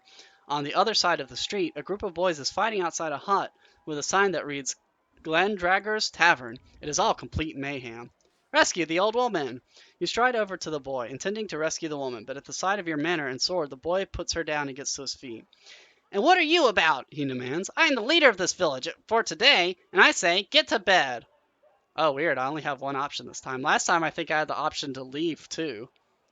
But I guess my choices have forced me to hit this poor child. You reach out and smack the impertinent boy across the cheek with the back of your hand. The blow's not hard, but he still falls backwards into the mud. He is quite clearly enraged, but lets out a hollering cry. Suddenly there are 100 children round you, and not all beggars, but well fed and armed with sticks and pitchfork. Jan is making a hissing noise in your ear. Better run for it! Yeah, that's probably a good idea. I'm not going to fight kids. Swallowing your pride, you turn and race out of the village. The children follow, standing by the gates and waving their impromptu weapons. Well, Jan sniffs, you're quite the warrior, aren't you? Hey, you're the one who told me to run, jerk. Alright, well that didn't work out too well. You make your way out of the village and into a stand of tall, dry trees under the overhang of one of the cruel mountainsides. Between the curling roots, you find a small place to settle down to rest. Jan perches a little way above a knot and is quickly asleep. You are tired enough to follow suit, but are hungry from not having eaten. I don't have any rations. You rest your head onto your backpack and close your eyes. Perhaps a few hours pass when you wake suddenly, aware of a shadow moving between the tree trunks. It turns as it sniffs the air. A wolfhound! Throw something at the creature. Trying to move quietly so you won't be discovered, you pat over the dark ground for something to throw. A long stick, a stone. Throw the stick. Your hand closes around a firm stick. Throw it into the trees beyond. You toss the stick away into the bushes. The wolfhound eyes follow it. For a moment it hovers, then it dashes away into the trees to collect the stick. While the beast is distracted, you hurry in the other direction to find yourself a new spot to camp. Then, once satisfied, you lay down again and try to sleep. Jan flutters down and resettles on your shoulder. Your dreams are full of plagued victims, their faces raw with boils and steaming sores. The rest of the night passes silently. Yeah, I wish there was a way I could have helped them, but I guess I didn't have the right equipment to do so. That's what's really interesting about this game is there's a ton of replayability. I would like to go back and see at some point and see if I can save them. Not necessarily on this show, but just sometime whenever. You rise early from your spot beneath the tree. As you gather your things, Jan leaps up and onto your shoulder. Ready to go? He chirps. You rejoin the path on the far side of Biratani. The sun sets on the horizon like gleaming jewel. If all goes well, you will reach Torapani today, the last village of the Shamutani Hills. After a short climb, the path breaks, heading uphill to the left and downhill to the right. Ask Jan for his advice. Which way, Jan? To the right is a forest. To the left, the going is easier. The path heads through a field of black flowers to Torapani. What else do you know? You demand suspiciously. Nothing, protests the creature. And that's a fine way to talk to your guide. I'm not charging you for my advice, you know. You'll get no more from the creature. With Torapani so close, it hardly much matters which way you go, surely. I guess we'll go to the right. We go right, you decide. Then be on your guard, Jan warns you. You climb a rise. The way is not too steep, and as noon approaches, you have crested the ridge and are descending yet again. You are now at the highest point of the hills, where the trees are thin, and the view west goes on forever, and sometimes you catch glimpses of Karare on the northern horizon. With nothing to eat, you keep on walking into the early afternoon. Jan is in a talkative mood and fills the air around with his chatter about what he can see and how things smell, and what he plans to do once he makes his fortune in Kare. You pass from the open hillside into a patch of deep forest. Quite suddenly, Jan falls quiet and hisses in your ear. Stop! Stop now! Why? Because, insists the creature in a tiny voice, because something is following us. You come to a dead stop. Jan is right. Something is moving through the trees behind you. A moment later, a point of steel has emerged from the darkness between two trees and touches your neck. You've seen me, whispers a voice. I know it. Answer. I see nothing, you call back. You are quite safe. It is not I who is not safe, returns the voice. Ask who is there. Who's there? There is no reply, but the tall, dark figure of an assassin emerges from the trees. He is dressed head to toe in black, and you had not seen him a moment before, even though he had been standing a mere arm's length away. He wields a sharp scimitar in expert hands. Cast a spell. Let's see. Oh, let me do, can I do Raz? No. I can at least do the shield, though. That should help me out. Walk. Wait, I don't have a gold piece. Crap, crap, crap, crap, crap, crap, crap, crap. You don't do anything. Fix? No, that doesn't help. I guess I could just zap him. Zap. Cast. You cast a spell, but nothing results. I should probably tell you, Jan whispered. Minimites are protected by an aura. It is a curse sometimes, like now, because you can't cast magic when I'm nearby, and I'm not leaving while that assassin is there. You bring your sword up to bear. So yeah, that's the problem with Jan that I forgot until just the second. You can't cast spells while that guy's with you, which sucks. So now not only am I 3 stamina down, I have to try to kill this assassin. Alright, let's see. I don't know what he's going to do, but I'm going to start off with a defend. Okay, that was a good play on my part. The assassin bows to you, taps 2 fingers against his chest, and then takes his position. You drop into a defensive crouch immediately. The assassin is perhaps the most fearsome opponent you have encountered so far. He responds with a swing of dance-like grace and deceptive force. The air itself sings as the blade comes home. You ready yourself for the impact as you catch the blow on the very hilt of your sword. He laughs appreciatively. Alright, so I'm gonna go with a 1 because I think he's gonna defend this time. Okay, good. Perfect. Time to attack. You sting your blade. You sting with your blade, low and fast, saving your energy, but the impact clangs against his turned sword. He grins. He is left breathless but otherwise unharmed. The assassin spins his sword about to shift the sword across his body. Alright, let's go for a higher one. Let's go with a 7 because I don't think he's gonna do full power. Okay, good. Bow! The trees watch as the battle unfolds. Yeah, I know. Basically, I've done a very good job of avoiding all the fights this time, which is funny. I'm assuming I'm going to get to more combat as the game goes on. Last time when I first played this game, I ended up fighting a lot more than this time, but just because the path I chose this time have just not involved a lot of fights. But there's like dungeons and stuff with a lot more combat, but like I said, I didn't go through those this time. The trees watch as the battle unfolds. Relentlessly, you cut and thrust, keeping him pinned. You rush forward with a deep, heavy slash, but the blow you land is only minor, because the assassin has adjusted his stance swiftly. You knock the assassin staggering into a tree. He seems more surprised than hurt. My duty is to sever your head from your neck, he says, in a voice as cold as polished marble. You will not hold me from it. And I'm going to defend again, because I think he's going to do... Okay, that's not bad. I guess I could have overpowered it.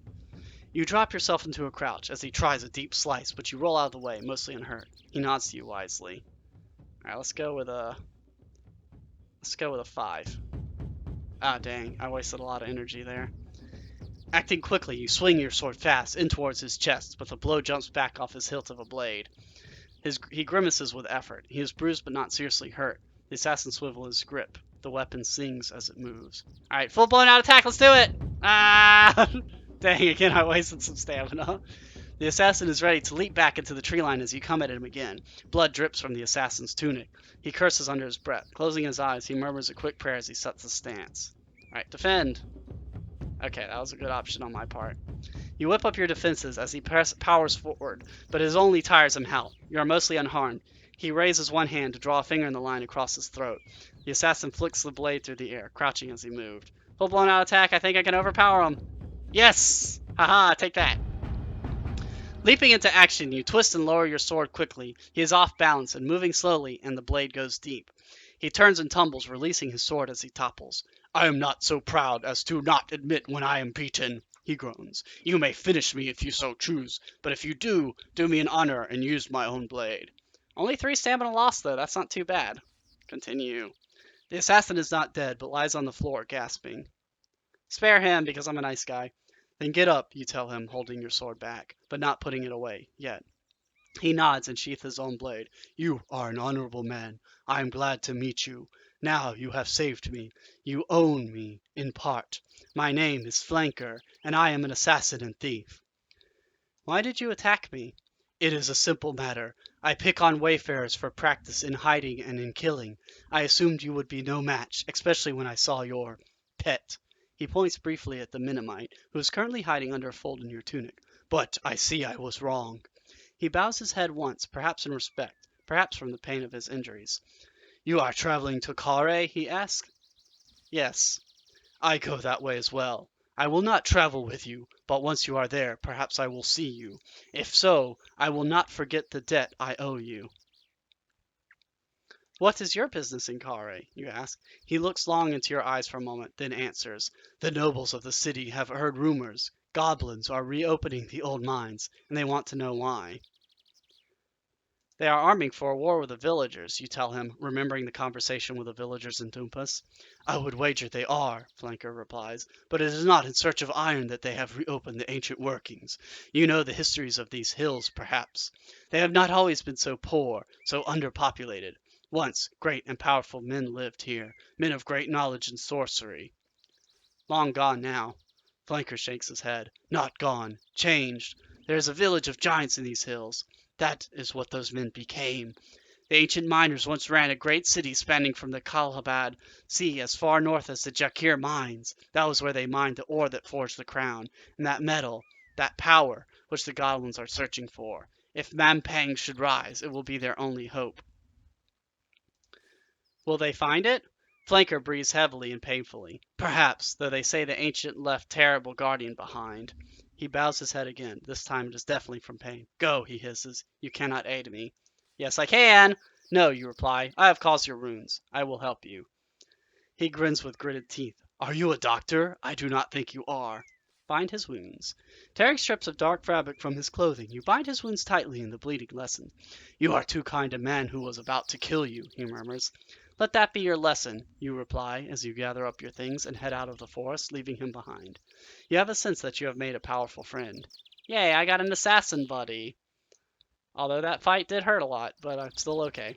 How much longer do you think we'll be traveling today? The Mennonite on your shoulder asked. I'm hungry and tired. We've gone such a long way. Not much further. The Mennonite sighs and slumps onto your shoulder. You continue along a path around the side of a hill. A wooden hut is set into the slope, with an old woman sitting on the front step. A river seems to emerge from beneath her. As you get closer, you realize the water flows underneath her house, and the house itself is set on splayed struts, like an insect, straddling the watercourse. A few paces from the front of the house, the water plunges over the edge of the sheer cliff and disappears. Greet the woman. Greetings, you call. The woman looks up at you and smiles. Come over here, won't you? I can barely see you. Sure, I'll approach. This doesn't seem dangerous at all. You approach the old woman. She smiles a toothless smile and gets up from the step. Come in, please, she beckons. I get so lonely living out here on my own away from the villages. Go inside. Thank you. You follow her inside and take a seat by a long wooded table. I'll bring us some tea, she says. She sounds almost nervous. Hurrying to her kitchen, she returns with 2 large cups. Watch it, Jan whispers in your ear. I don't trust this one. Ah, come on, look at that face. Clearly she's the most trustworthy person ever. But yeah, I'm probably not going to drink that tea. Make conversation. The tea is still hot. You cup it between your hands as you speak. What is your name? They call me Gossamoon, she replies with a smile. I used to be quite well known in my way. You nod, but you have never heard of you. This is a beautiful place, you remark, watching the river outside the door plunging away over the cliff face. This is the top of the crystal waterfall, she says. The river runs right under my house. They say it carries all my goodness and youth away while asleep, and the villagers bathe in it for luck. She giggles meanly. I'm sure it isn't quite true. Why do you live alone? It must be more dangerous. Oh, she smiles sweetly. No one bothers about me. Why would they? You can't help but notice she has not answered the question. You make to sip your tea when the old woman stops you, catches your arm before the cup reaches your lips. Oh, she says suddenly, I've forgotten the pot. She goes back to the kitchen to fetch it. Ooh, I can switch cups with her or make her run for it. You know what? I'm gonna be trusting. Drink my tea. You lift your mug, blow away the steam, and take a sip as the old lady returns. The old lady lifts her own mug and takes a deep gulp. Your own tea is gently refreshing.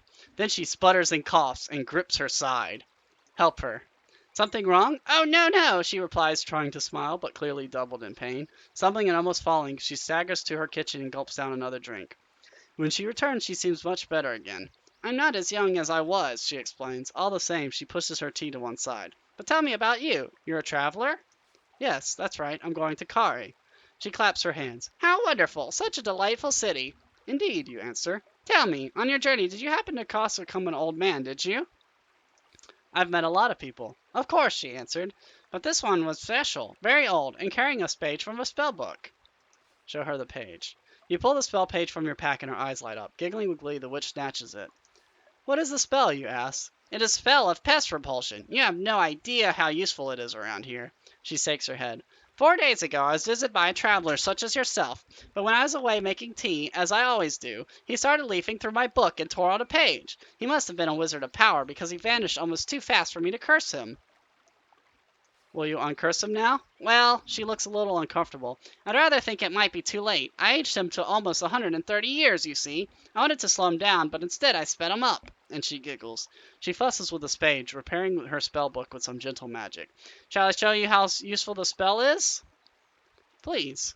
My pleasure. Jan begins to squeal and screech and make some awful noises about what wonderful friends you are, but it doesn't stop the old lady from casting the spell. The Mennonite vanishes! You feel a flow of magic back through your body. Where is he? Is he dead? The old woman shakes her head. Oh no, but with any luck, you won't see him again. You nod at that and leave her hut. Oops, sorry. Wow, I hope I didn't screw that relationship up. I didn't think that he would just vanish like that. Alright, well, moving on. Actually, I think I'm almost done with this game. Or at least this first chapter. It is now late afternoon. You pass over the brow of the next village, and below you is the village of Torapani, slung from one side of the valley to the next like a flood barrier. Observe it. Torapani is the village of the Sven, an aggressive-looking race of man-orcs. You might expect their village to be rowdy, but it seems strangely quiet. Go into town. Still, there's no way around it. You will have to go through. Yeah, see, I'm getting close to Kare, which is the final destination. So I think what I might do is, depending on how late or early this goes, I'll just finish this chapter and start chapter 2 next week. You enter the village. There is a definite air of desperation hanging over the place. The Svens are going about their business, slowly and miserably, and pay you no heed. You sit yourself down on a tree stump in the very center of the village to consider your options. Make contact with the villagers. You spy a group of Svens sitting outside a low hut, and you walk over and sit yourself down. They are discussing a friend, apparently killed in the night by an assassin's curved blade. Is that why you are all afraid, you ask?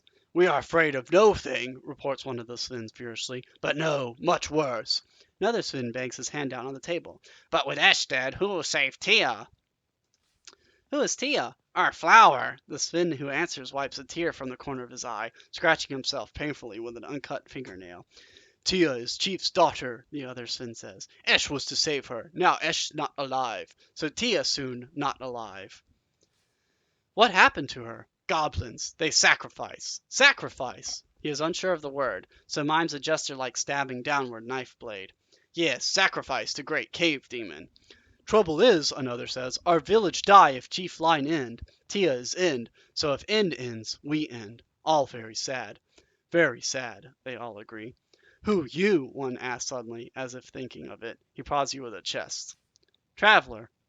Traveler? A sly grin enters the biggest one's eye. Great traveler? I do my best. Best is good. Meke, Tifa! He signals to the others, who are quickly on their feet, big hefty arms swinging for you. We take to chief! Before you can resist, they have you and are hauling you bodily on their shoulders. Where are you taking me? The Svens carrying you give no reply. Then you reach a low hut on the edge of the village. You are set down, carefully. Captured! This is the second time I've been captured in this run-through. The door is slammed and locked. A moment later, it reopens, and your possessions are thrown inside. Considering how hurt I am, I think I'm going to try to sleep. Oh, shit, that didn't help at all. The door is slammed and locked. A moment later, it reopens. Oh, wait. A few more minutes pass with no more movement. Figuring they will probably now wait until daylight, you put your head down to sleep. The aching in your empty belly gnaws at you with glee. Your dreams are filled with grasping hands and long dark nails scratching at your flesh, and however much you toss and turn on the floor, you cannot quite get them out of your mind. Yeah, I haven't eaten in ages. Daybreak. Daybreak, you are still alone. An hour passes before you hear any noise outside, and then the door to the hut opens and 5 Svens come in. They drag you roughly out and across the street to another hut, where an old man with gray hair sits. He is wearing outlandish, colorful robes. My name, Proceus, chief. He slaps his chest twice. I apologize. Then he bows, brushing the dust on the floor with his sleeves. Apology accepted. The chief nods. He waves to a menial who brings in bread and milk. Yes, please, thank you. Gratefully, you bolt down the meal. It does not seem to be poisoned, and it nourishes you. The bowl is removed, and the chief squats down in a pool of cloth. I have need of you and your strength. I will help if I can. The chief bows. I am grateful. My daughter, my child, she is taken, offered to a terrible demon below. You want me to rescue her? The chief nods. Succeed, and you may choose your reward. Fail, and I'll do it. The chief nods. I hope you will. He gestures to the other Svins who, still taking no chances, grab you by your arms and haul you to your feet. Yay, let's go save the princess. Get some classic fantasy action up in here. You are led along a short pathway through the forest to a crack in the ground. One Sven has bought a rope and another a basket. They are preparing to lower you down into the pit of the earth itself. Take the adventure. You wait until they are ready, then step into the basket. The chief nods to you with respect. Watch the darkness, he declares as they start to lower you down. You hit the floor with a thud and peer into darkness. Your eyes can make out nothing, but a slight breeze suggests endless space in all directions. You are blind, helpless, trapped. Something clatters to your feet from above. One of the Svins shouts something down to you. Oh, oh, let's see. Feel around on the ground. You crouch down and feel around your feet until your hand closes on the base of something. You pick it up. It is a dry wood torch. Something else falls from above and strikes you on the head. Tinderbox, calls the voice. Feel around for the tinderbox. Rubbing the bruise on your head, you reach down and find the tinderbox. Light the torch. You strike a light and the torch blazes into flame. Alright, dungeon time! It's funny because this is actually the first. I think by going through town so much, I avoided all the actual dungeons. So this is my first dungeon in this game. Last time I went through like 2 of the damn things. This time I was just like, nope, I'm just gonna fight random people. You can see now you're in a large cavern, wide and deep. At the far end, passageways disappear to the left and right. Through an uneven rock fall at the far end of the cavern, you hear a murmur. Listen by the rocks. You clamber over the rocks at the edge of the cavern to investigate. Oh, the sound. It is whimpering, coming from the other side of the pile of stones. The Sven girl, perhaps? She came in this way, but then the cave blocked in her path. You'll have to find another way to reach her. I guess I will go left. You go left and creep slowly into the darkness, ears straining for the sound of approaching threat. The passage rises up a gentle incline. At the top, a thick crystal steam glimmers in the torchlight, and the tunnel ends in a T-junction. Let's see. I guess I'll look at the crystal. The seam seems to have been made out of pure diamond, but it's no doubt in quest of this that these tunnels were carved. But why is no one mining here now? Dig out the crystal. You turn to pry some diamonds loose from the incredible seam in the rock, but your sword is not up to the task and you would only make it blunt.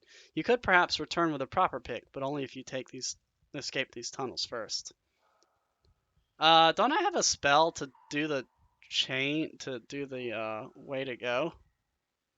Or should I just random? What is the spells here real quick? Let's see, what does it do? How? That's what it is.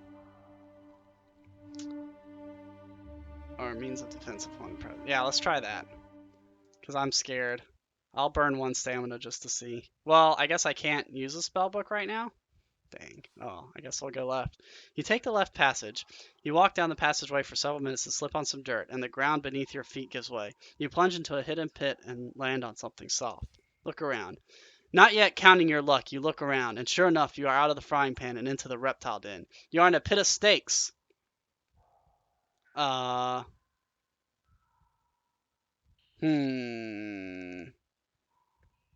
Pray to my spirit.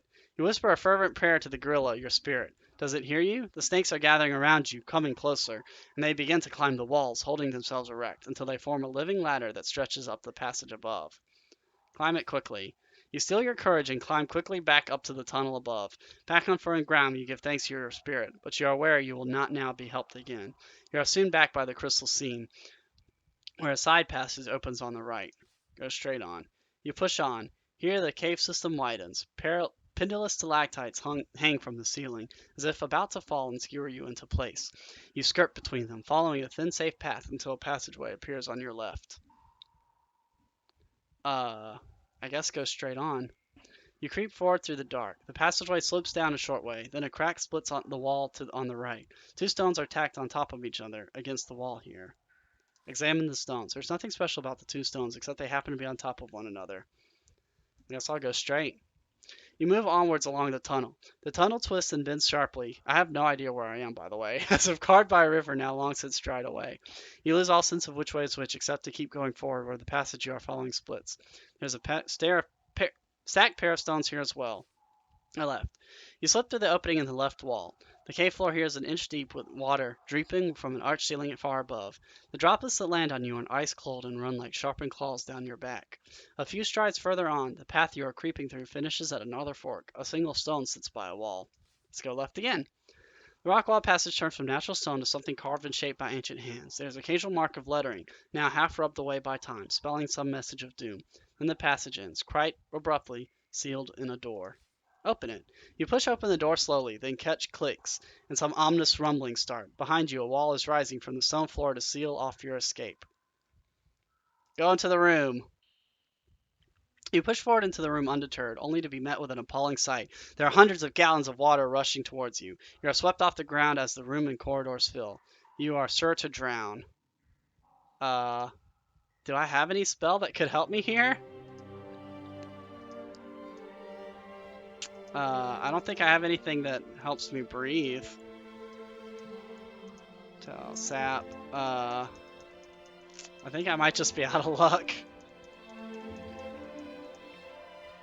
Unless it counts as magic. I don't think it does, though. Spell, lock, wall, off. I guess I could try wall, maybe? Let's see. Use magic. You ready a spell. I don't know what'll actually work to stop this, though, so I'm kind of probably screwed. Let's see. Off. Let's see if the force field works. You cast the enchantment quickly, and a thick force field forms around you, protecting you and your belongings, and most importantly, providing you with air. The water closes above your head, and after several moments begins to drain away. You are gently deposited back on the ground. The ceiling wall behind you reopens and the door shuts. You head back to the previous junction almost as if nothing had happened. You have been lucky, very lucky indeed. You return to the flooded chamber where a crawl space gapes on your right. You turn right, the path twists and bends and jackknifes, and then a side passage just breathes a gentle wind on the right. Another pair of stones are stacked in one corner. Okay, go right, because I like the idea of the gentle wind. You take the right-hand tunnel. This ground seems to dip, and at its lowest point a passageway yawns on your left. Two more stones are stacked against the wall. Go straight on. You edge further down a tunnel. You are back in a chamber of stalactites. Perhaps it is the same as you visited before. Then a crack opens on the right. You move to the right. After minutes walk up shallow, you begin to hear something in the distance. A low rumbling. Wait and see. You wait and see what happens. The rumbling gets louder, and then your hair stands on end as you see a large boulder rolling swiftly down the passage towards you. The rock is almost perfect fit, and the speed increasing as you dither. You will not let your journey end here. Run for it! You turn again to run for your life, but you have left it too late. The boulder gets only faster. It's rumbling like the stampeding feet of a herd of elephants. Before you can plead for mercy, it's trampled over your body. Oh shit, I'm dead! No! You have crushed and ground into powder. Okay. Well, I'm dead. So, like I said, if I do die, I will roll it back. That's a shame.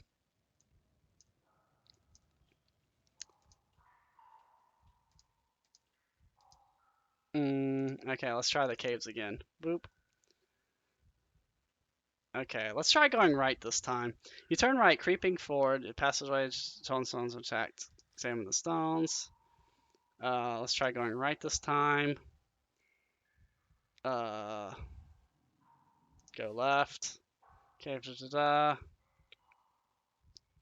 go right. You realize the tunnel is trying to stones right on the highest points as you open two stones. Go straight on. Go right. Faster another pair of stones. Ah, I'm gonna get so lost. Go straight on. Go left. Change the marker. Go back. Go straight on. Cross space to your right. Go to right.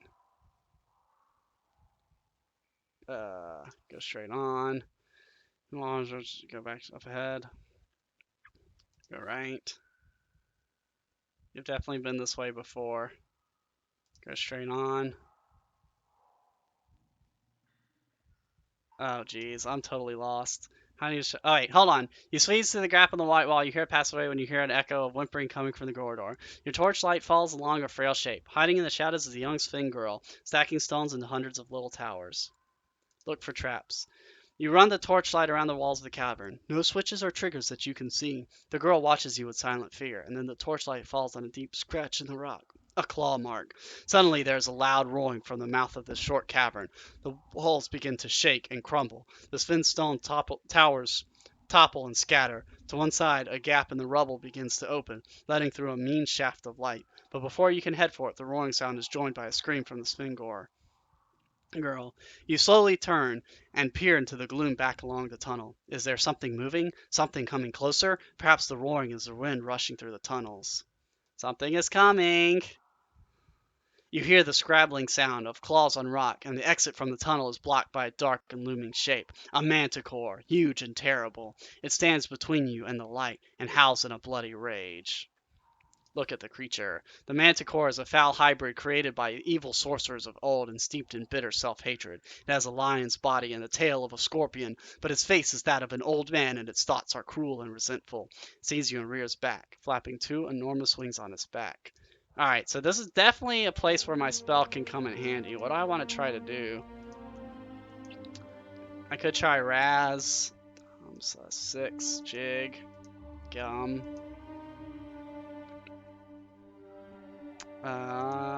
Let's see.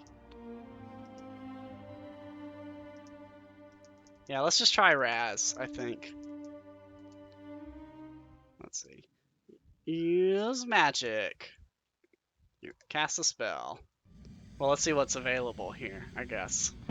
Alright, this is going to be a tough one, I know, because I had to fight him at the end of the other one. So I've got P. I don't have any R's, it looks like. What do the H's do? I don't have that. What's interesting, too, is there are a lot of spells that aren't in your spell book. I could cause clumsiness. I don't know if clumsiness is really worth it, though. Can I just go with walk? No? Shoot. What is fog? Summons darkness. You know what? Let's try the darkness. Let's see what happens. That's only one spell. 1 stamina. You cast a spell and the narrow rock walls seem to gush with thick black smoke. The Sphinx girl gasps as the manticore disappears out of sight. You hear the creature blundering in the darkness a mere arm length away. You have slowed it down. If you draw your sword now, you will have an advantage, or you have gained yourself more time to further sorcery. I could cast another spell. Let's see what we got here.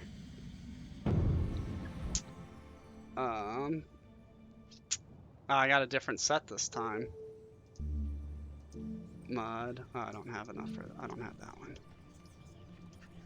What is... I don't know what the Y's do. I could gum them, I guess. Wait, that's not gum. I don't have that.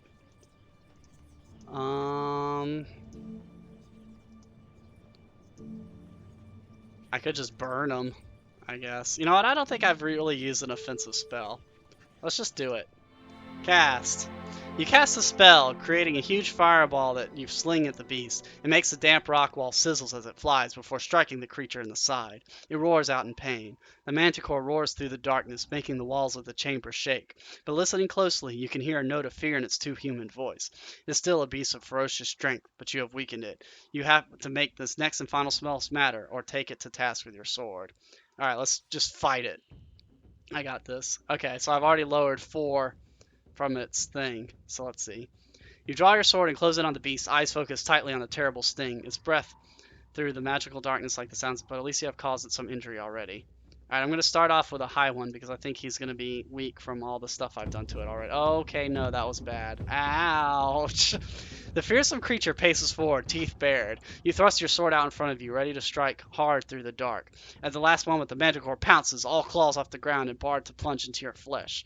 You brace yourself as it comes down and leap aside at the last moment, claws raking your skin. The vicious creature has wounded you and crows in victory with a cackling laugh. Alright, so let me try a hard one. Oh, just barely. Whew. The creature snarls and snaps its jaws. You must finish this monster before it finishes you. Standing firm, you swing a mighty stroke at the monster, just as the manticore punches its tail down like a hammer stroke. As it rears, you push your sword up into its exposed belly. You have opened a deep wound in its side. The Sphinx girl cheers. The manticore shifts away and opens its enormous jaws, which look so human but contain an impossible number of teeth, each one dripping with a mixture of saliva and blood. I need to defend. Oh man, I could have easily overpowered that. Warily, you move into a defensive crouch. The manticore stays low in the dark and tries to ram you. The beast growls at you. The walls shiver with its fury. The Sphinx girl edges nearer, as if thinking of scratching the creature with her claws. It's scared, she whispers to you. You might not believe me, but you've scared it. Alright, let's go for a mid-level strike. Okay, good. Boosh. In the almost total darkness of the cave, it is hard to read the monster's intention, but you cannot wait forever. Dropping your weight, you crouch into a heavy tongue swing at the vile beast, catching the manticore in a light blow. It curses at you in an almost human tug. Alright, hard attack. Boosh. With a rock wall at your back, you have no way to hide but a perfect platform to spring forward. You race at the manticore, but at the same moment it comes at you with its terrible sting. You cut into it like a butcher. The creature crashes against one wall. Dust pours onto its back, but as it tries to shake itself, it stumbles. You can hardly dare to hope. The foul beast is weakening. Right, defend. I need more stamina. You can almost smell the creature growing in rage and drop quickly away. The manticore makes a nasty swipe through the gloom with its fearsome claw, but you duck and escape real injury. For a moment, it's close enough to smell its warm, fetid breath. The manticore chomps and grinds its teeth, an expression of ugly frown, barely visible in the murk. I'm going to defend again. Oh man, that was shit. I could have done a really good one. You remain hidden. The manticore rushes at you. In the last moment, you jump aside. You are gasping for the breath. The creature's relentless assault is sheer rage. It is almost too much for you to take. Alright, let's do a heavy one, because I think he's going to do a heavy one now, too. I think I can beat him out. Bow! Okay, good. He only has 3 stamina left.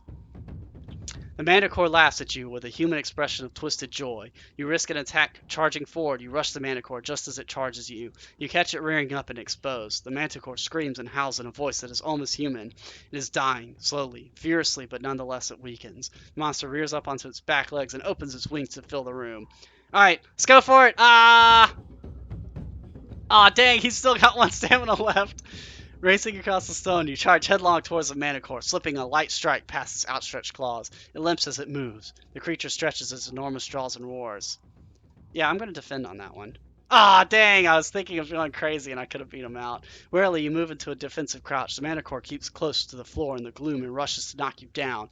You give silent thanks for your concentration. It paces back, coiling its sting. Alright, let's go all in. Oh no, no, that's bad. Oh no, that's bad. Charging, the manticore leaps through the darkness and is on you, teeth and slashing claws and lashing tail. Your own attack is forgotten as you try to regain your balance. You stagger back, the back of the gigantic sting knocking you flying across the cave room. The Sphinx girl is shaking with fear. You know she has seen heroes defeated before. The manticore roars. The ground itself seems to shake in its anger. Attack! Haha, I did it! Jesus, that was bad. You spy on an opening, and in battle to the death, openings cannot be wasted. Back against the rock, you deliver a ferocious stab at the foul creature. Your sword blade seems almost to be possessed. It finds its way past the manticore's sweeping claws, through its thick hide and down into its ancient, cruel heart. For a moment, it howls loud enough to make the walls shake, and then everything falls very quiet. Alright, 9 stamina lost though, but I did it. Like I said, I'm not going to rewind on this, so even though I'm almost dead, we're just going to forge on ahead and see what happens.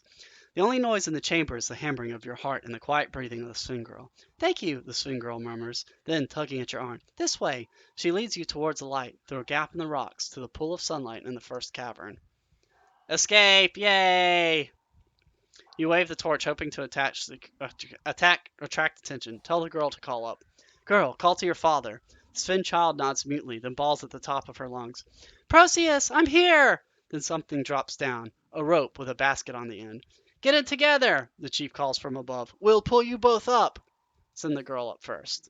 You lift the girl into the basket and call up. Haul away! The Sphinx give a great cry and begin to pull, and the basket starts to slowly rise, spinning as it goes. The girl waves to you as she disappears up in the sunlight. Then she is gone. Wait. A minute passes. Nothing. Wait.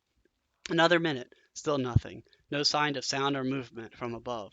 The tunnel echoes, very slightly. A noise from the depths. Perhaps the manticore was not alone. Wait a little longer. You wait a little longer, settling down on your pack. You can imagine the celebration going on above ground, the tears and grateful reunion. No surprise if they lose track of you down here in the dark. And then, sure enough, the basket and the rope tumble down. You clamber quickly in and they haul you up. Above ground, the chief himself helps you out onto the grass. His daughter's with him, clutching his hand. My daughter tells you fight bravely, he says. For that I am grateful. I invite you back with us. Back to Orpani. Will you come? Heck yes. I need food and not death. Please. Please not death? Oh, thank Christ. Little generosity cannot hurt you. You nod. I will come. As you enter the village, it erupts into celebration. You are given a place to stay and recuperate from your long journey. A visit to the healing priest treats your wounds, and when you emerge, it is to find the village, before so somber and silent, now in full life. Flowers are tied to every rooftop, and bands of Svins are playing music on long, strangely shaped lyres. You are whisked away into the dance by Proteus' daughter before the chief can welcome you to the feast. The night is glorious. That night you sleep heavily and rise next morning to continue your journey. The chief meets you before you go. My good friend, he declares, you have saved us. He presses 2 gifts into your hand, a pouch of 10 gold pieces, a fortune for a place like this, and a key.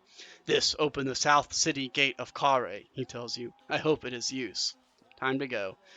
You take your leave. The path winds away from Torpani, and soon you are on a downward slope, away from the Shamutani hills, through steep rice fields. As you walk, you feel for the first time the loneliness of the path ahead. Though Kare is a busy city, it is cruel, and beyond Kare there is nothing but the vicious wasteland. You will have no one to trust in the days ahead. Walk on. For a brief moment, up on the hills above the path, you fancy you see a figure stealing its way along by some high and secret route, a figure all in black. But when you shade your eyes against the sun, whatever was there has disappeared. In the distance rises the wall of a great city, the first true stonework you have seen since you left home. To Kare, and that should be the end of chapter 1. Whew, alright, well we had one heck of a little adventure there. Your journey through the Shimutani Hills is completed. Along the way, you have gained the friendship of Flanker the Assassin and have been given the key to the gates of Kare. You have collected a large number of magical artifacts, a large lump of beeswax, a cloth skull cap, a vial of glue, nose plugs, 4 petals, and a bamboo pipe. You are armed with a longsword and your original sword, and have no rations and 11 gold pieces and a spell book. So all in all, I think I made out pretty well that time. The adventure continues in Sorcery 2, Kare City Ports of Trapped, out now. That's funny. Spells being prepared because I'm saving to Cloud, I guess. Yeah, I definitely want to continue this. But yeah, overall, I thought it did pretty good. I think I did better this run than I did my first run. My first one, I was barely surviving by the skin of my teeth the whole time. The only thing I really feel bad about this time is I wasn't able to help the Plague Village, and oh, I guess I need to save this. Hold on. Okay, it's bad. Whoops, hold on. Let me write this right. Bad aw. Why can I not write this word? B-A-D-A-W-E. Okay, right? B-A-D-A-W-E. B-A-D-A-W-E. Okay, we're good. But yeah, and I feel bad about the Minimite or whatever. Jal, the guy who joins you. I didn't expect her spell to just wipe him the hell out, so I feel bad about that. The crown of kings has been stolen by the Archmage and taken across the backlands to Metpang. You have been sent to get it back. Should you fail, the whole of Kaklabad will surely fall. Our journey began. Wait, hold on. I don't want to actually start this yet, but I guess it might. From the outpost settlement in Analand, you crossed the Shamutani Hills. Along the way, you spared the life of a defeated assassin, traveled with a Minimite who almost cost you your life, and fought and killed the dreaded Manicore. You faced starvation and disease. To survive, you used your blade rarely and your intelligence frequently, but always acted cautiously, with honor and compassion. Your spirit guide changed as you changed, becoming the gorilla. But now all that seems a distant memory, for you are approaching Kare. City port of traps. Founded on a ford of the Jabai River, Kare was once a camp for the pirates who ambushed merchants and sailing from Lake Lume to the sea. But the camp grew. It became a village. The village became a town, and now Kare is a magnet for ne'er-do-wells and thieves, ruled over by a council of villains. Let the city do its worst. is a place of treachery and traps. You will have to be constantly on your guard as you cross. Your goal is the North Gate, the only entrance to the Baklands and the next stage of your journey. For the good of the kingdom, you must enter the city port of traps and make it out alive. Continue. But for that, we'll have to wait till next week. It's kind of sad because I'd like the intro to play when I start next time, but I guess it's nice to have a good cliffhanger ending for the show. But yeah, really, even though this is so the reason why it's divided up like this, even though it does end in a cliffhanger, is essentially since it was originally based on game books, they were 4 separate books all in the same series. So you can think of it as, it's like a trilogy, but 4 books. And so the game is structured the same way. So I beat the first book essentially, which is the first game. And yeah, so next week we will start on the second game, second book, the City of Traps. So I hope you guys will join me next week at 6 o'clock Central. Otherwise, I hope you enjoyed. And yeah, this was fun. Like I said, I think I did pretty good this run through. I almost died except at the very end, but other than that, I actually did pretty solid. I was able to avoid most of the fights by doing clever things, so I feel good about that. Although I'm assuming this one's going to have a lot more fights since I probably am not going to be able to weasel my way out of them so much. But anyway, like I said, the only thing I really feel bad about is Jarl or whatever who just vanished. I hope he's not dead, and I hope if he's, not going to be angry with me. But anyway, yeah. Once again, thanks for joining me, and hope you'll join me next week. And otherwise, I'll catch you later. Have a good night.